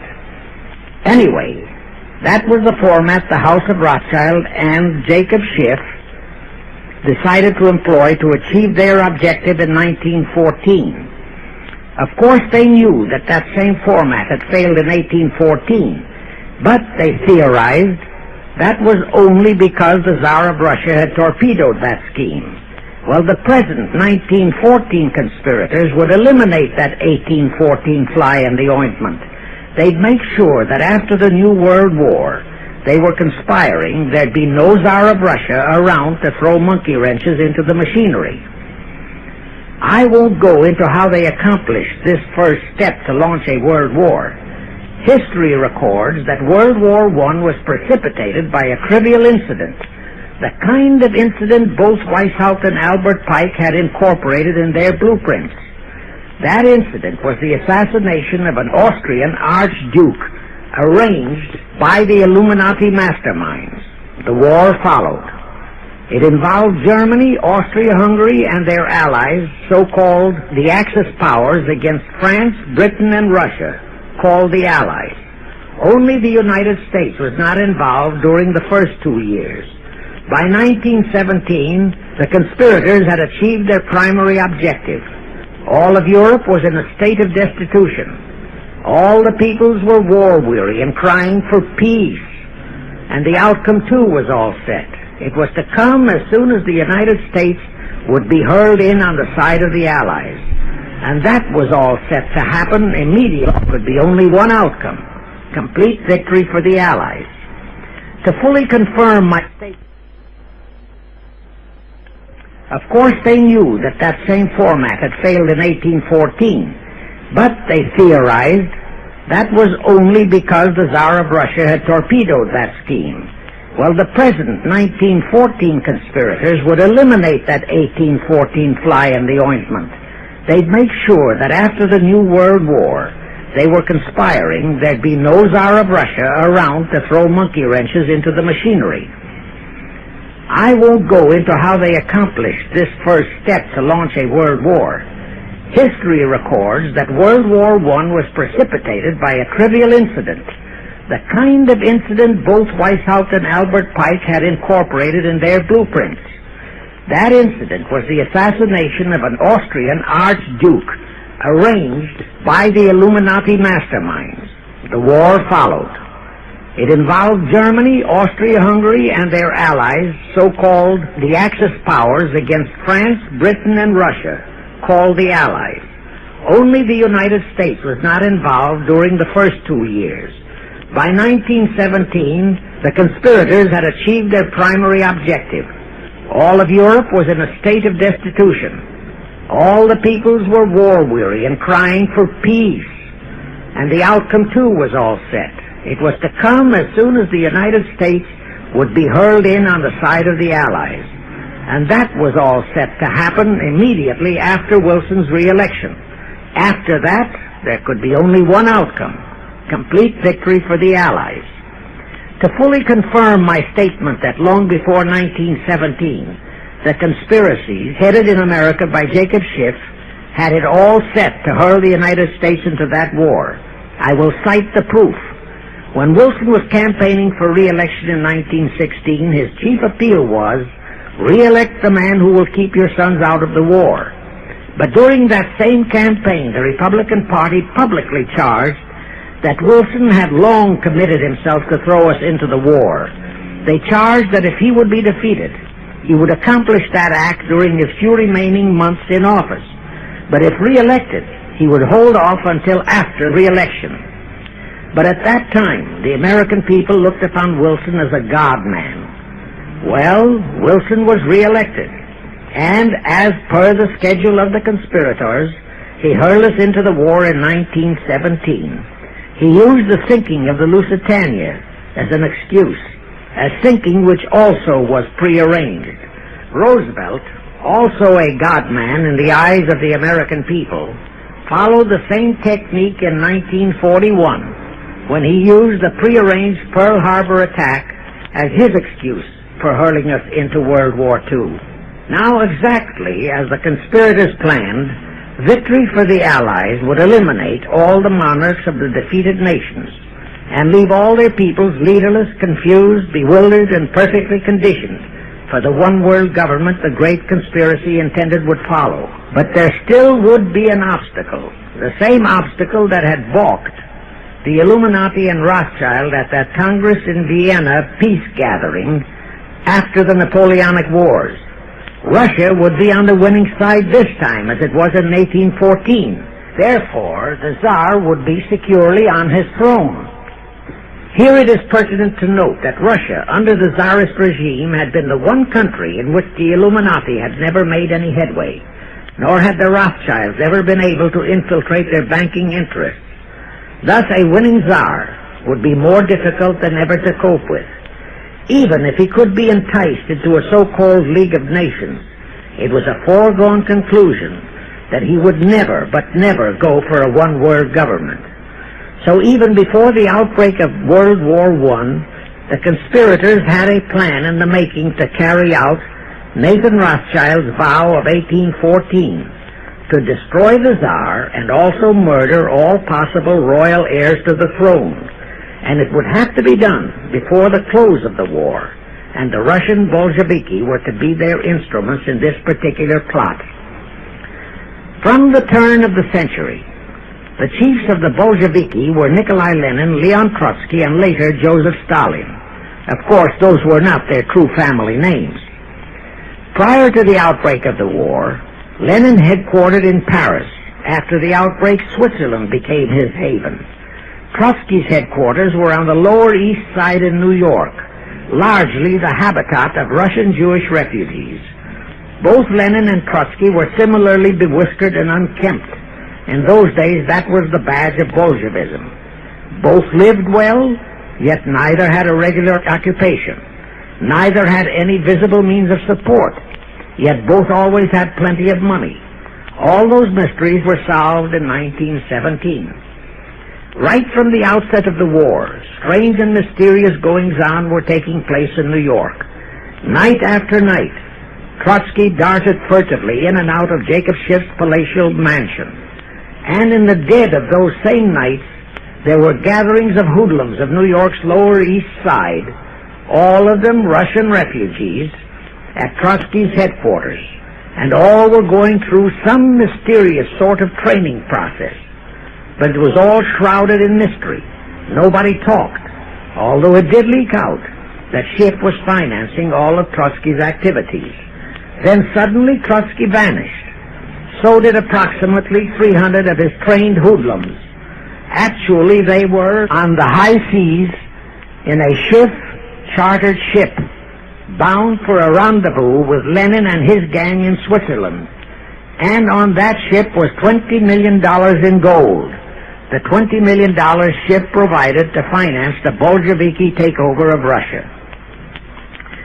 In anticipation of Trotsky's arrival, Lenin prepared to throw a party in his Switzerland hideaway.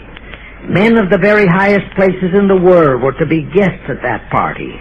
Among them were the mysterious Colonel Edward Mandel House, Woodrow Wilson's mentor and palsy-walsy, and more important, Schiff's special and confidential messenger. Another of the expectant guests was Warburg of the Warburg banking clan in Germany, who were financing the Kaiser, and whom the Kaiser had rewarded by making him chief of the secret police of Germany. In addition, there were the Rothschilds of London and Paris, also Litvinov, Kaganovich, Stalin, who was then head of a train and bank-robbing gang of bandits, He was known as the Jesse James of the Urals. And here I must remind that England and France were then long in war with Germany, and that on February 3, 1917, Wilson had broken off all diplomatic relations with Germany. Therefore, Warburg, Colonel House, the Rothschild, and all those others were enemies. But of course, Switzerland was neutral ground where enemies could meet and be friends, especially if they had some scheme in common. That Lenin party was very nearly wrecked by an unforeseen incident. The Schiff-chartered ship on its way to Switzerland was intercepted and taken into custody by a British warship. But Schiff quickly rushed orders to Wilson to order the British to release the ship intact with the Trotsky hoodlums and the gold. Wilson obeyed. He warned the British that if they refused to release the ship, the United States would not enter the war in April as he had faithfully promised a year earlier. The British heeded the warning. Trotsky arrived in Switzerland, and the Lenin party went off as scheduled. But they still faced what ordinarily would have been the insurmountable obstacle of getting the Lenin-Trotsky band of terrorists across the border into Russia. Well, that's where Brother Warburg, chief of the German secret police, came in. He loaded all those thugs into sealed freight cars and made all the necessary arrangement for their secret entry into Russia. The rest is history. The revolution in Russia took place, and all members of the royal Romanov family were murdered. Now, my chief objective is to establish beyond even a remote doubt that communism, so-called, is an integral part of the Illuminati's great conspiracy for the enslavement of the entire world. That communism, so-called, is merely their weapon and bogeyman word to terrify the peoples of the whole world, and that the conquest of Russia and the creation of communism was in great part organized by Schiff and the other international bankers right in our own city of New York. A fantastic story? Yes. Some might even refuse to believe it.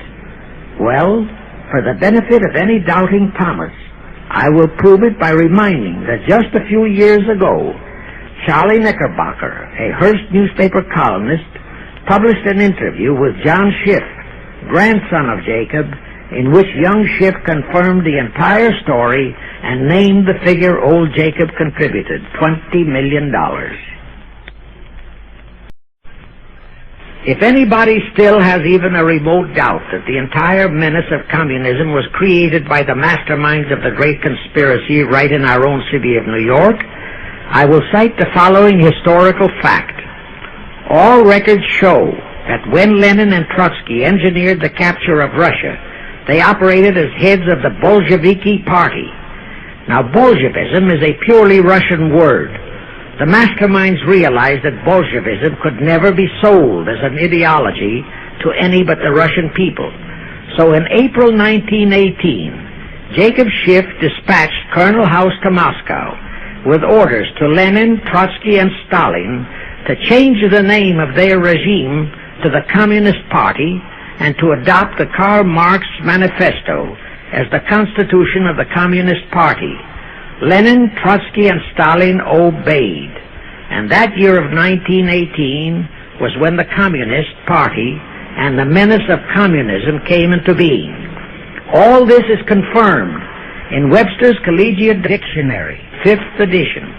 In short, communism was created by the capitalists. Thus, until November 11, 1918, the entire fiendish plan of the conspirators worked perfectly. All the great nations, including the United States, were war-weary, devastated, mourning their dead. Peace was the great universal desire. Thus, when it was proposed by Wilson to set up a League of Nations to ensure peace, all the great nations, with no Russian czar to stand in their way, jumped on that bandwagon without even stopping to read the fine print in that insurance policy. That is, all but one, the United States, the very one that Schiff and his co-conspirators least expected would balk. And that was their one fatal mistake in that early plot. You see, when Schiff planted Woodrow Wilson in the White House, The conspirators assumed that they had the United States in the proverbial bag.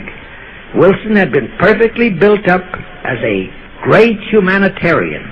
He supposedly became established as a God-man with the American people. There was every reason for the conspirators to have believed that he would easily hornswoggle Congress into buying the League of Nations sight unseen, exactly as the Congress of 1945 bought the United Nations sight unseen.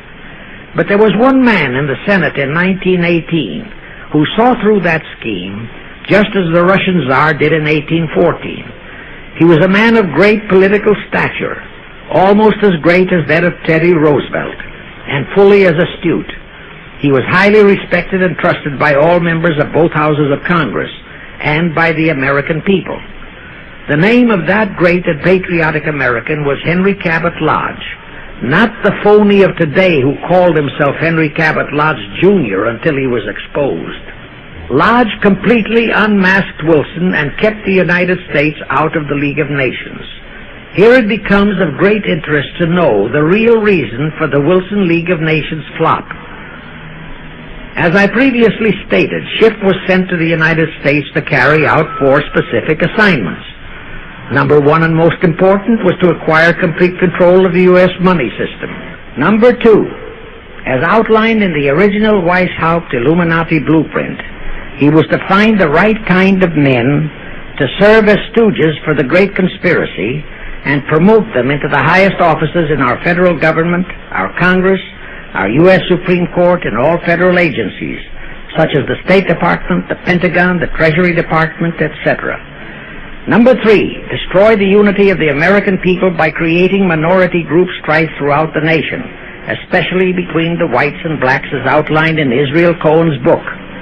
Number 4, create a movement to destroy religion in the United States, with Christianity to be the chief target or victim. In addition, he was strongly reminded of the imperative directive in the Illuminati blueprint to achieve full control of all mass communications media, to be used to brainwash the people into believing and accepting all of the maneuverings of the great conspiracy. Schiff was warned that only control of the press, at that time our only mass communications media, would enable him to destroy the unity of the American people. Now then, Schiff and his co-conspirators did set up the NAACP, the National Association for the Advancement of the Colored People, in 1909. And in 1913 he set up the Anti-Defamation League of the B'nai B'rith. Both were to create the necessary strife. But in the early years, the ADL operated very timidly, perhaps for fear of a pogrom-like action by an aroused and enraged American people. And the NAACP was practically dormant because its white leadership didn't realize that they would have to develop firebrand Negro leaders, such as Martin Lucifer King, for one, to spark the then completely satisfied and contented mass of Negroes. In addition, he, Schiff, was busy developing and infiltrating the stooges to serve in all high places in our Washington government, and in the job of acquiring control of our money system and the creation of the 16th Amendment. He also was very busy with the organizing of the plot for the takeover of Russia. In short, he was kept so busy with all those jobs that he completely overlooked the supreme job of acquiring complete control of our mass communications media.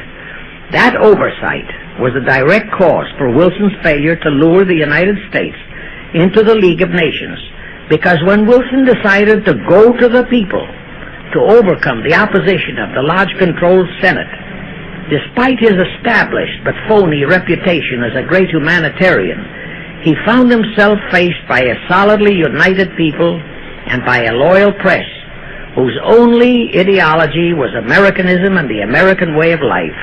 At that time, due to the ineptness and ineffectiveness of both the ADL and the NAACP, there were no organized minority groups, no Negro problems, no so-called anti-Semitic problem to sway the people's thinking. There were no lefts, there were no rights, no prejudices for crafty exploitations. Thus, Wilson's League of Nations appeals fell on deaf ears. That was the end of Woodrow Wilson. the conspirator's great humanitarian, he quickly abandoned his crusade and returned to Washington, where he shortly died an imbecile brought on by syphilis. And that was the end of the League of Nations as a corridor into one world government. Of course, that debacle was a terrible disappointment to the masterminds of the Illuminati conspiracy. But they were not discouraged. As I have previously stressed, this enemy never quits. They simply decided to reorganize and try from scratch again. By this time, Schiff was very old and slow. He knew it. He knew that the conspiracy needed a new, younger, and more active generalship. So on his orders, Colonel House and Bernard Baruch organized and set up what they called the Council on Foreign Relations, the new name under which the Illuminati would continue to function in the United States. The hierarchy, officers and directors of the CFR, is composed principally of descendants of the original Illuminati, many of whom had abandoned their old family names and acquired new Americanized names. For one example, we have Dillon, who was Secretary of Treasury of the United States, whose original name was Lepowski. Another example is Paley, head of the CBS TV channel, whose true name is Polinsky.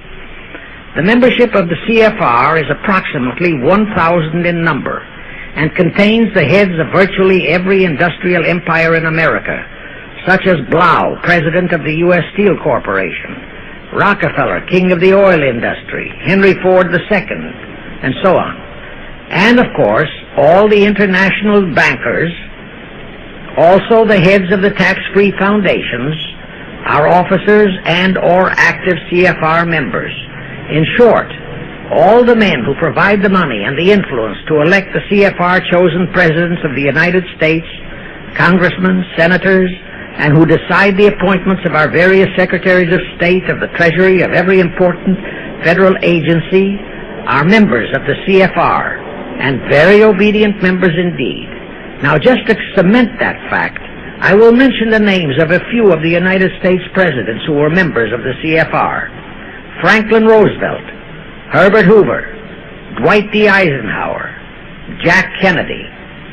Others who were considered for the presidency are Thomas E. Dewey, Adlai Stevenson, Nixon, and Vice President of a CFR subsidiary, Barry Goldwater. Among the important cabinet members of the various administrations, we have John Foster Dulles, Allen Dulles, Cordell Hull, John J. McCloy, Morgenthau, Clarence Dillon, Rusk, McNamara, and just to emphasize the red color of the CFR, we have as members such men as Alger Hiss, Ralph Bunch, Pazvolsky, Harry Dexter White, real name Weiss, Owen Lattimore, Philip Jeffy, etc., etc. Simultaneously, they were flooding thousands of homosexuals and other blackmailable characters into all the federal agencies from the White House down. Remember Johnson's great friend Jenkins and Bobby Baker? Now, there were many jobs the new CFR had to accomplish. They required much help. So their first job was to set up various subsidiaries to whom they assigned special objectives. I can't name all the subsidiaries in this recording, but the following are a few. The Foreign Policy Association, FPA, the World Affairs Council, WAC, the Business Advisory Council, BAC, the notorious ADA, Americans for Democratic Action, virtually headed by Walter Reuther, the notorious 1313 in Chicago. Barry Goldwater was, and no doubt still is, a vice president of one of the CFR subsidiaries. In addition, the CFR set up special committees in every state in the Union, to whom they assigned the various local state operations. Simultaneously, the Rothschilds set up similar CFR-like control groups in England, France, Germany, and other nations to control world conditions and cooperate with CFR to bring about another world war.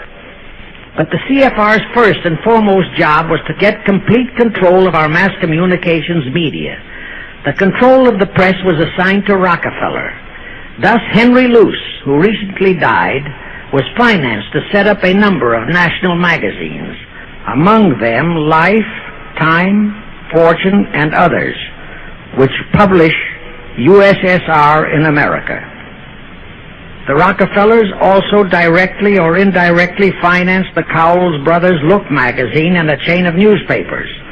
They also financed a man named Sam Newhouse to buy up and build a chain of newspapers all over the country.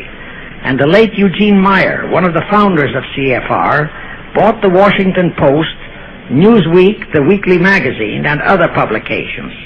At the same time, CFR began to develop and nurture a new breed of scurrilous columnists and editorial writers, such as Walter Lippmann, Drew Pearson, the Alsops, Herbert Matthews, Irwin Canham, and others of that ilk, who called themselves liberals, who proclaimed that Americanism is isolationism, that isolationism is warmongerism, that anti-communism is anti-Semitism and racism. All that took time, of course, but today our entire press, except for some local small-town papers and weeklies published by patriotic organizations, is completely controlled by CFR stooges, and thus they finally succeeded in breaking us up into a nation of quarreling, wrangling, squabbling, hating factions. Now, if you still wonder about the slanted news and outright lies you read in your paper, you have the answer. To the Lehmans, Goldman Sachs, Kuhn Loeb, and the Warburgs, the CFR assigned the job of getting control of the motion picture industry, Hollywood, radio and television, and believe you me, they succeeded. If you still wonder about the strange propaganda broadcasts by the Ed Murrows, Chet Huntley, Howard K. Smith, Eric Severide, Drew Pearson, and others of that ilk, you have the answer. If you wonder about all the smut, sex, pornography, and mixed marriage films you see in your movie theater and on your TV set, all of which is demoralizing our youth, you have the answer. The whole story of the CFR conspiracy takeover of our mass communications media is far too long to include in this recording, but you can find it in the News Bulletin number 125, entitled How to Get the Reds Out of Communications Media. It was published and brought up to date by the Cinema Educational Guild. It tells in detail how the press, the movies, TV, and radio have been, and still are, used to brainwash the people, to demoralize our youth, and they have been and still are encouraging and creating sympathy for the rioting Negro civil rights lawlessness. You can get a copy of this news bulletin by writing to the Cinema Educational Guild, Post Office Box 46205, Hollywood, California. Now, to refresh your memory, let's go back for a moment. Wilson's flop had torpedoed all chances of transforming that League of Nations into the conspirators' hoped-for one-world government housing. So the Jacob Schiff plot had to be done all over again, and they organized the CFR to do it. We also know how successfully the CFR did that job of brainwashing and destroying the unity of the American people. But as was the case with the Schiff plot, the climax and the creation of a new housing for their one-world government required another world war, a war that would be even more horrible and more devastating than the First World War, in order to get the people of the world to again clamor for peace and a means to end all wars. But the CFR realized that the aftermath of World War II would have to be more carefully planned, so that there would be no escape from the new one-world trap, another League of Nations, that would emerge from the new war, the trap we now know as the United Nations. And they hit upon a perfect strategy to ensure that no escape. Here's how they did it. In 1943, in the midst of the war, they prepared the framework for the United Nations, and it was handed over to Roosevelt and our State Department to be given birth by Alger Hiss, Pasvolsky, Dalton Trumbo, and other American traitors, thus making the whole scheme a United States baby. Then, to fix our parenthood, New York City was to become the nursery for the monstrosity. After that, we could hardly walk out on our own baby, now could we? Anyway, that's how the conspirators figured it would work, and so far it has. And the liberal Rockefeller donated the land for the United Nations building. The United Nations Charter was written by Alger Hiss, Pozvolsky, Dalton Trumbo, and other CFR stooges. A phony so-called UN conference was set up in San Francisco in 1945. All the so-called representatives of 50-odd nations gathered there promptly signed the charter, and the despicable traitor Alger Hiss flew to Washington with it, elatedly submitted it to our Senate, and the Senate, elected by our people to safeguard our security, signed the charter without so much as reading it. The question is, how many of our senators were even then traitorous stooges of the CFR? Anyway, it was thus that the people accepted the United Nations as a holy of holies, and enabled traitor Earl Warren to virtually destroy our Constitution by basing all his traitorous decisions on the UN Charter, thus making that charter virtually our law of the land. However, for all the dirty work that had to be done to solidify the UN, the new housing of the One World plot, they still required the aid of our leaders in Washington. So now I will emphasize the fiendish cleverness of the CFR masterminds. To the vast majority of the American people, our foreign policy for many years has been a complete enigma. Most of us simply can't understand why this great nation is seemingly floundering so helplessly in the art of diplomacy. We can't understand why our leaders are seemingly so confused and bewildered in all their dealings with Moscow, France, and other nations, and with the UN. We always hear them proclaiming that in view of our overwhelming economic and military superiority, we must always lead from strength. Yet at all the summit meetings and conferences, they cringe and stammer and stutter, and so to speak, come out with their tails between their hind legs. We can't understand the foreign aid to Tito, an avowed enemy, to Poland, an avowed enemy, to all the avowed communist nations. We can't understand why the expenditure of hundreds of billions of dollars has failed to slow down, let alone stop, the march of communism. We are perplexed by the seeming ineptness of the State Department, the Defense Department, the CIA, the USIA, of all our federal agencies. Again and again and again we have been startled, shocked, bewildered, and horrified by their mistakes in Berlin, in Korea, in Laos, in Katanga, in Cuba, in Vietnam. Mistakes that always favor the enemy, never the United States. Under the law of averages, they should have made at least one or two mistakes in our favor, but they never did. What's the answer? The answer is the CFR and the parts played by their subsidiaries and stooges in Washington. Thus we know that complete control of our foreign relation policy is the key to the success of the entire Illuminati One World plot. Here's the further proof.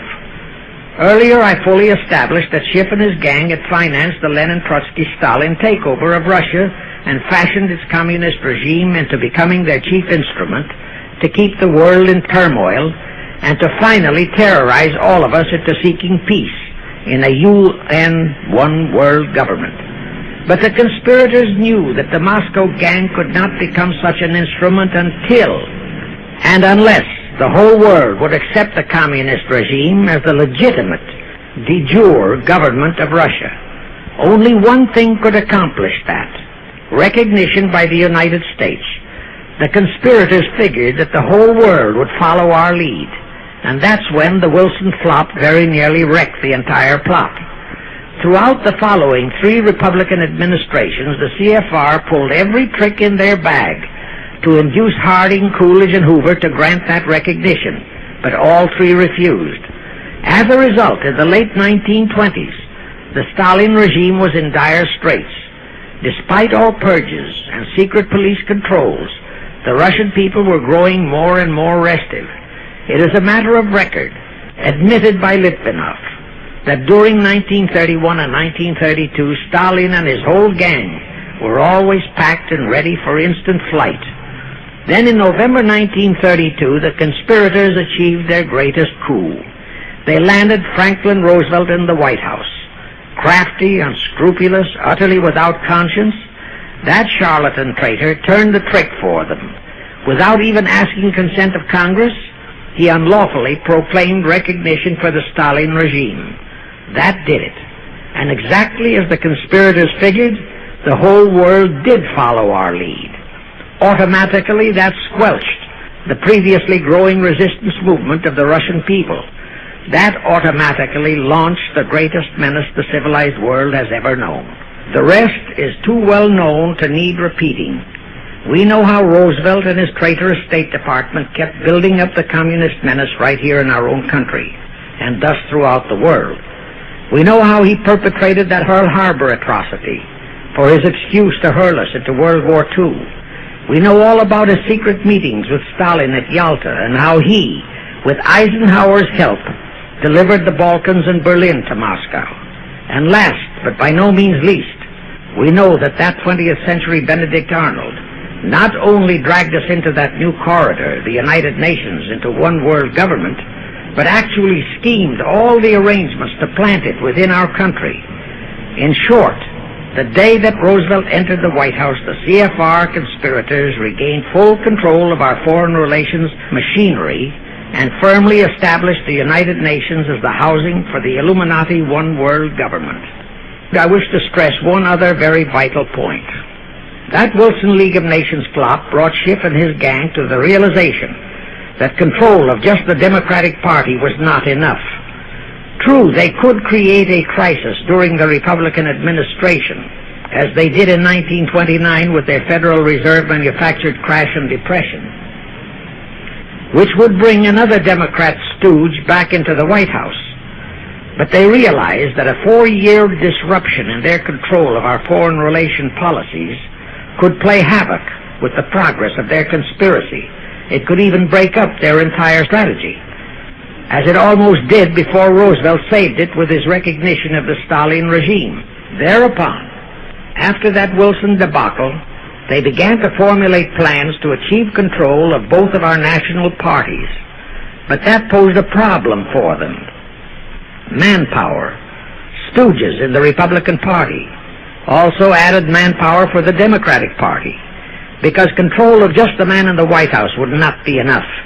They'd have to provide that man with trained stooges for his entire cabinet, men to head the State Department, the Treasury Department, the Pentagon, the CIA, the USIA, etc. In short, every member of the various cabinets would have to be a chosen tool of the CFR, such as Rusk and McNamara. Also all undersecretaries and assistant secretaries. That would give the conspirators absolute control of all our policies, both domestic and, most important, foreign. That course of action would require a reserve pool of trained stooges, instantaneously ready for administrative changes and for all other exigencies. All such stooges would of necessity have to be men of national reputation, high in the esteem of the people, but they would have to be men without honor, without scruple, without conscience, men who would be vulnerable to blackmail. It is needless for me to stress how well the CFR succeeded. The immortal Joe McCarthy fully revealed that there are thousands of such security risks in all federal agencies. Scott McCloud unmasked thousands more, and you know the price Otepka has had to pay and is still paying for his expositions. Now let's go back to the crux of the whole one-world government plot and the maneuvering necessary to create another League of Nations to house such a government. As I have already stated, the conspirators knew that only another world war was vital for the success of their plot. It would have to be such a horrifying world war that the peoples of the world would cry out for the creation of some kind of a world organization that could assure everlasting peace. But how could such a war be brought about? All the European nations were at peace. None had any quarrels with their neighboring nations. And certainly their tools in Moscow wouldn't dare to start a war. Even Stalin realized that it would mean the overthrow of his regime unless so-called patriotism would weld the Russian people behind him. But the conspirators had to have a war. They had to find or create some kind of an incident to launch it. And they found it in a little inconspicuous and repulsive little man who called himself Adolf Hitler. Hitler, an impecunious Austrian house painter, had been a corporal in the German army. He made the defeat of Germany into a personal grievance. He began to rabble-rouse about it in the Munich, Germany area. He began to spout about restoring the greatness of the German Empire and the might of the German soldiery. He advocated the restoration of the old German military to be used to conquer the whole world. Strangely enough, Hitler, the little clown that he was, could deliver a rabble-rousing speech, and he did have a certain kind of magnetism. But the new authorities in Germany didn't want any more wars, and they promptly threw the obnoxious Austrian house painter into a prison cell.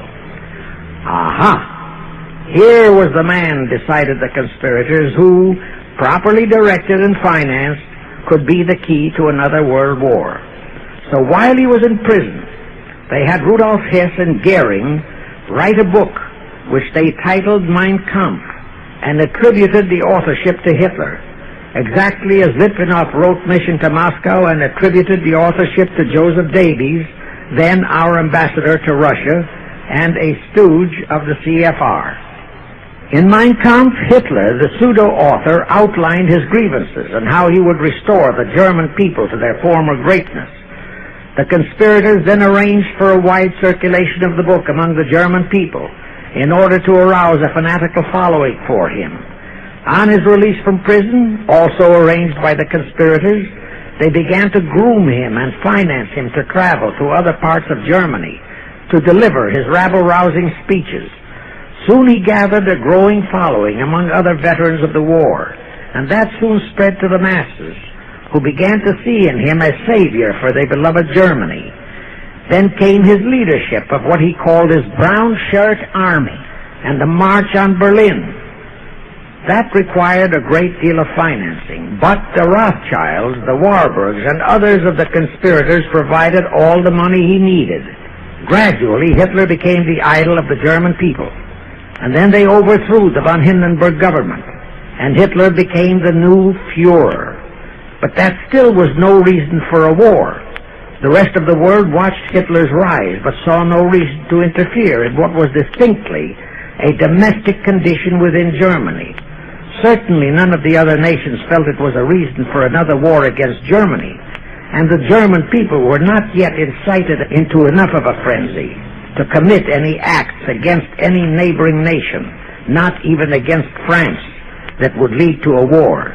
The conspirators realized they would have to create such a frenzy that would cause the German people to throw caution to the winds and at the same time horrify the whole world. And incidentally, Mein Kampf was actually a follow-up of Karl Marx's book, A World Without Jews. The conspirators suddenly remembered how the Schiff Rothschild gang had engineered the pogroms in Russia, which slaughtered many, many thousands of Jews and created a worldwide hatred for Russia. And they decided to use that same unconscionable trick to inflame the new Hitler-led German people into a murderous hatred of the Jews. Now, it is true that the German people never had any particular affection for the Jews, but neither did they have an ingrained hatred for them. Such a hatred would have to be manufactured, so Hitler was used to create it. This idea more than appealed to Hitler. He saw in it the grisly gimmick to make him the God-man of the German people. Thus, craftily inspired and coached by his financial advisors, the Warburgs, Rothschilds, and all the Illuminati masterminds, he blamed the Jews for the hated Versailles Treaty and for the financial ruination that followed the war. The rest is history. We know all about the Hitler concentration camps and the incineration of hundreds of thousands of Jews, not the 6 million, nor even the 600,000 claimed by the conspirators, but it was enough. And here let me reiterate how little the internationalist bankers, the Rothschilds, Schiffs, Lehmans, Warburgs, Baruchs, care about their racial brethren who were the victims of their nefarious schemes. In their eyes, the slaughter of the several 100,000 innocent Jews by Hitler didn't bother them at all. They considered it a necessary sacrifice to further their Illuminati one-world plot, just as the slaughter of the many millions in the wars that followed was a similar necessary sacrifice. And here is another grisly detail about those concentration camps. Many of the Hitler soldier executioners in those camps had previously been sent to Russia to acquire their arts of torture and brutalization so as to emphasize the horrors of the atrocities. All this created a new worldwide hatred for the German people, but it still did not provide a cause for war. Thereupon Hitler was incited to demand the Sudetenland. You remember how Chamberlain and the then diplomats of Czechoslovakia and France surrendered to that demand. That led to further Hitlerian demands for territories in Poland and in the French Tsar territories. Those demands were rejected. Then came his pact with Stalin. Hitler had been screaming hatred against communism. Oh, how he ranted against communism. But actually, Nazism was nothing but socialism. And communism is, in fact, socialism. But Hitler disregarded all that. He entered into a pact with Stalin to attack and divide Poland between them. While Stalin marched into one part of Poland, for which he was never blamed, the Illuminati mastermind saw to that. Hitler launched a blitzkrieg on Poland from his side. The conspirators finally had their new world war. And what a horrible war it was. And in 1945, the conspirators finally achieved the United Nations, their new housing for their one-world government. And truly amazing, all of the American people hailed this foul outfit as a holy of holies. Even after all the true facts about how the UN was created were revealed, the American people continued to worship that evil outfit. Even after Alger Hiss was unmasked as a Soviet spy and traitor, the American people continued to believe in the UN. Even after I had publicly revealed the secret agreement between Hiss and Molotov, that a Russian would always be the head of the military secretariat, and by that token, the real master of the UN, most of the American people continued to believe that the UN could do no wrong. Even after Trygve Lie, the first Secretary General of the UN, confirmed that Hiss-Molotov secret agreement in his book, For the Cause of Peace, the vast majority of our people refused to lose faith in the UN. Even after the truth about the Korean War was revealed, how the Russian General Vasiliev, head of that UN military secretariat, was given a leave of absence by the UN so that he could take command of the North Koreans and Red Chinese who were fighting the so-called UN police action under our own General MacArthur, who by orders of the UN was fired by the pusillanimous Truman in order to prevent his winning that war. Our people still believed in the UN. Despite our 150,000 sons who were murdered and maimed in that war, the people continued to regard the UN as a sure means for peace. Even after it was revealed in 1951 that the UN, using our own American soldiers under UN command and the UN flag, in collusion with our traitorous State Department and the Pentagon, had been invading many small cities in California and Texas in order to perfect their plan for the complete takeover of our country, most of our people brushed it off and continued their belief that the UN is a holy of holies. Do you know that the UN Charter was written by traitor Alger Hiss, Molotov, and Wyszynski? That Hiss and Molotov had made that secret agreement that the military chief of the UN was always to be a Russian appointed by Moscow? Do you know that at their secret meetings at Yalta, Roosevelt and Stalin, at the behest of the Illuminati operating as the CFR, decided that the UN must be placed on American soil. Do you know that most of the UN Charter was copied intact, word for word, from the Marx Manifesto and Russia's so-called Constitution? Do you know that the only two senators who voted against the UN so-called treaty were the only two senators who had read it? Do you know that since the UN was founded, communist enslavement has grown from 250 million to 1 billion? Do you know that since the UN was founded to ensure peace, there have been at least 20 major wars incited by the UN, just as they are now inciting a war against Little Rhodesia? Do you know that under the UN setup, the American taxpayers have been forced to make up the UN Treasury deficit of many millions of dollars because of Russia's refusal to pay her share? Do you know that the UN has never passed a resolution condemning Russia or her so-called satellites, but always condemns our allies? Do you know that J. Edgar Hoover said, "The overwhelming majority of the communist delegations to the UN are espionage agents"? And now, 66 senators voted for a consular treaty to open our entire country to Russian spies and saboteurs. Do you know that the UN helps Russia's conquest of the world by preventing the free world from taking any action whatsoever except to debate each new aggression in the UN General Assembly? Do you know that at the time of the Korean War, there were 60 nations in the UN, yet 95% of the UN forces were our American sons, and practically 100% of the cost was paid by the United States taxpayers? And surely you know that the UN policy during the Korean War was to prevent us from winning that war.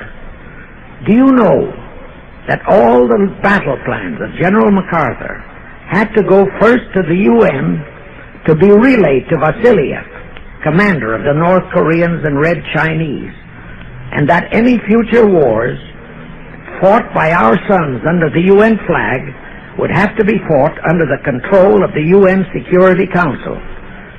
Do you know that the UN has never done anything about the 80,000 Russian Mongolian troops that occupy Hungary? Where was the UN when the Hungarian freedom fighters were slaughtered by the Russians? Do you know that the UN and its peace army turned the Congo over to the communists? Do you know that the UN's own so-called peace force was used to crush, rape, and kill the white anti-communists in Katanga? Do you know that the UN stood by and did nothing while Red China invaded Laos and Vietnam? That it did nothing while Nehru invaded Goa and other Portuguese territories? Do you know that the UN was directly responsible for aiding Castro? That it does absolutely nothing about the many thousands of Cuban youngsters who are shipped to Russia for communist indoctrination? Do you know that Adlai Stevenson, of all people, said the free world must expect to lose more and more decisions in the UN? Do you know that the UN openly proclaims that its chief objective is one-world government, which means one-world laws, one-world court, one-world army, one-world navy, one-world air force, one-world schools, and a one-world church in which Christianity would be prohibited? Do you know that a UN law has been passed to disarm all American citizens and to transfer all our armed forces to the UN? Such a law was secretly signed by Saint Jack Kennedy in 1961. Do you realize how that fits in with Article 47, Paragraph 3 of the UN Charter, which states, I quote, "The Military Staff Committee of the UN shall be responsible through the Security Council for the strategic direction of all armed forces placed at the disposal of the Security Council," unquote. And when and if all our armed forces are transferred to the UN, your sons would be forced to serve and die under UN command all over the world. This will happen unless you fight to get the U.S. out of the UN. Do you know that Congressman James B. Utt has submitted a bill to get the U.S. out of the UN and a resolution to prevent our president from forcing us to support the UN embargoes on Rhodesia? Well, he has. And many people all over the country are writing to their representatives to support the Utt bill and resolution. And did you know that to offset the Utt bill and resolution, 50 congressmen, spearheaded by Schweiker and Moorhead of Pennsylvania, have introduced a bill to immediately transfer all our armed forces to the UN. Can you imagine such brazen treason? Is your congressman one of those 50 traitors? Find out and take immediate action against him and help Congressman Utt. Now, do you know that the National Council of Churches passed a resolution in San Francisco which states that the United States will soon have to subordinate its will to that of the UN, and that all American citizens must be prepared to accept it? Is your church a member of the National Council of Churches? In connection with that, bear in mind that God is never mentioned in the UN Charter, and their meetings are never opened with prayer. The creators of the UN stipulated in advance that there should be no mention of God or Jesus Christ in the UN Charter or in its UN headquarters. Does your pastor subscribe to that? Find out. Furthermore, do you know that the great majority of the so-called nations in the UN are anti-Christianity? That the UN is a completely godless organization by orders of its creators, the CFR Illuminati. Now, have you heard enough of the truth about the Illuminati's United Nations? Do you want to leave your sons and our precious country to the unholy mercy of the Illuminati's United Nations? If you don't, write, telegraph, or phone your representatives and senators that they must support Congressman Utt's bill to get the U.S. out of the UN and the UN out of the U.S. Do it today, now, before you forget. It is the only salvation for your sons and for our country. Now I have one more vital message to deliver. As I told you, one of the 4 specific assignments Rothschild gave Jacob Schiff was to create a movement to destroy religion in the United States, with Christianity to be the chief target. For a very obvious reason, the Anti-Defamation League wouldn't dare to attempt it, because such an attempt could create the most terrible bloodbath in the history of the world, not only for the ADL and the conspirators, but for the millions of innocent Jews. Schiff turned that job over to Rockefeller for another specific reason. The destruction of Christianity could be accomplished only by those who are entrusted to preserve it, by the pastors, the men of the cloth. As a starter, John D. Rockefeller picked up a young so-called Christian minister by the name of Dr. Harry F. Ward, Reverend Ward, if you please. At that time, he was teaching religion at the Union Theological Seminary. Rockefeller found a very willing Judas in this reverend. Thereupon, in 1907, he financed him to set up the Methodist Foundation of Social Service.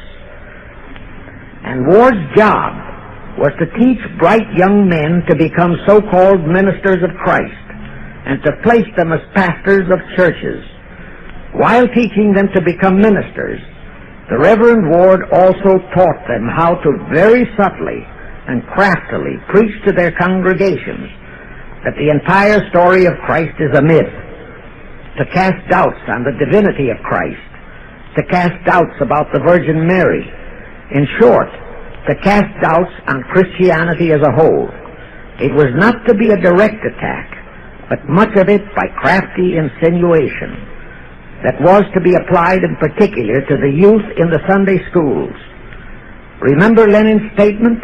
Give me just one generation of youth, and I'll transform the whole world. Then, in 1908, the Methodist Foundation of Social Service, which incidentally was America's first communist front organization, changed its name to the Federal Council of Churches. By 1950, the Federal Council of Churches was becoming very suspect. So in 1950, they changed the name to the National Council of Churches. Do I have to tell you more about how this National Council of Churches is deliberately destroying faith in Christianity? I don't think so. But this I will tell you. If you are a member of any congregation whose pastor and church are members of this Judas organization, your contributions are helping the Illuminati's plot to destroy religion and your faith in God and Jesus Christ. Thus you are deliberately delivering your children to be indoctrinated with disbelief in God and church, and which can easily transform them into atheists. Find out immediately if your church is a member of the National Council of Churches, and for the love of God and your children, if it is, withdraw from it at once. However, let me warn you, that same destroy religion process has been infiltrated into other denominations. If you have seen the Negro March on Selma and other such demonstrations, you have seen how the Negro mobs are led and encouraged by ministers and even Catholic priests and nuns who march along with them. As a matter of fact, the Mormon Church is about the only one I know of that is clean of that kind of Judas infiltration. But of course, there are many individual churches and pastors who are honest and sincere. Find one such for yourself and for your children. Incidentally, this same Reverend Harry F. Ward was also one of the founders of the American Civil Liberties Union, a notorious pro-communist organization. He was the actual head of it from 1920 to 1940. He also was a co-founder of the American League Against War and Fascism, which, under Browder, became the Communist Party of the United States. In short, Ward's entire background reeked of communism, and he was identified as a member of the Communist Party. He died a vicious traitor to both his church and country. And this was the man old John D. Rockefeller picked and financed to destroy America's Christian religion, in accordance with the orders given to Schiff by the Rothschilds. In conclusion, I have this to say. You probably are familiar with the story of how one Dr. Frankenstein created a monster to do his will of destroying his chosen victims, but how instead, in the end, that monster turned on his own creator, Frankenstein, and destroyed him. Well, the Illuminati, CFR, has created a monster called the United Nations, who, supported by their minority groups, rioting Negroes, the traitorous mass communications media, and the traitors in Washington, was created to destroy the American people. Well, we know all about that many-headed Hydra monster. We know the names of those who created that monster. We know all their names. And I predict that one fine day the American people will come fully awake and cause that very monster to destroy its creator. True, the majority of our people are still being brainwashed, deceived, and deluded by our traitorous press, TV, and radio, and by our traitors in Washington. But surely, by now, enough is known about the UN to stamp that outfit as a deadly, poisonous rattlesnake in our midst. My only wonder is what it will take to awaken and arouse our people to the full truth. Perhaps this record will do it. 100,000 or 1,000,000 copies of this record can do it. I pray to God it will. And I pray to Him to inspire you, all of you, to spread this story via this record to all loyal Americans in your community,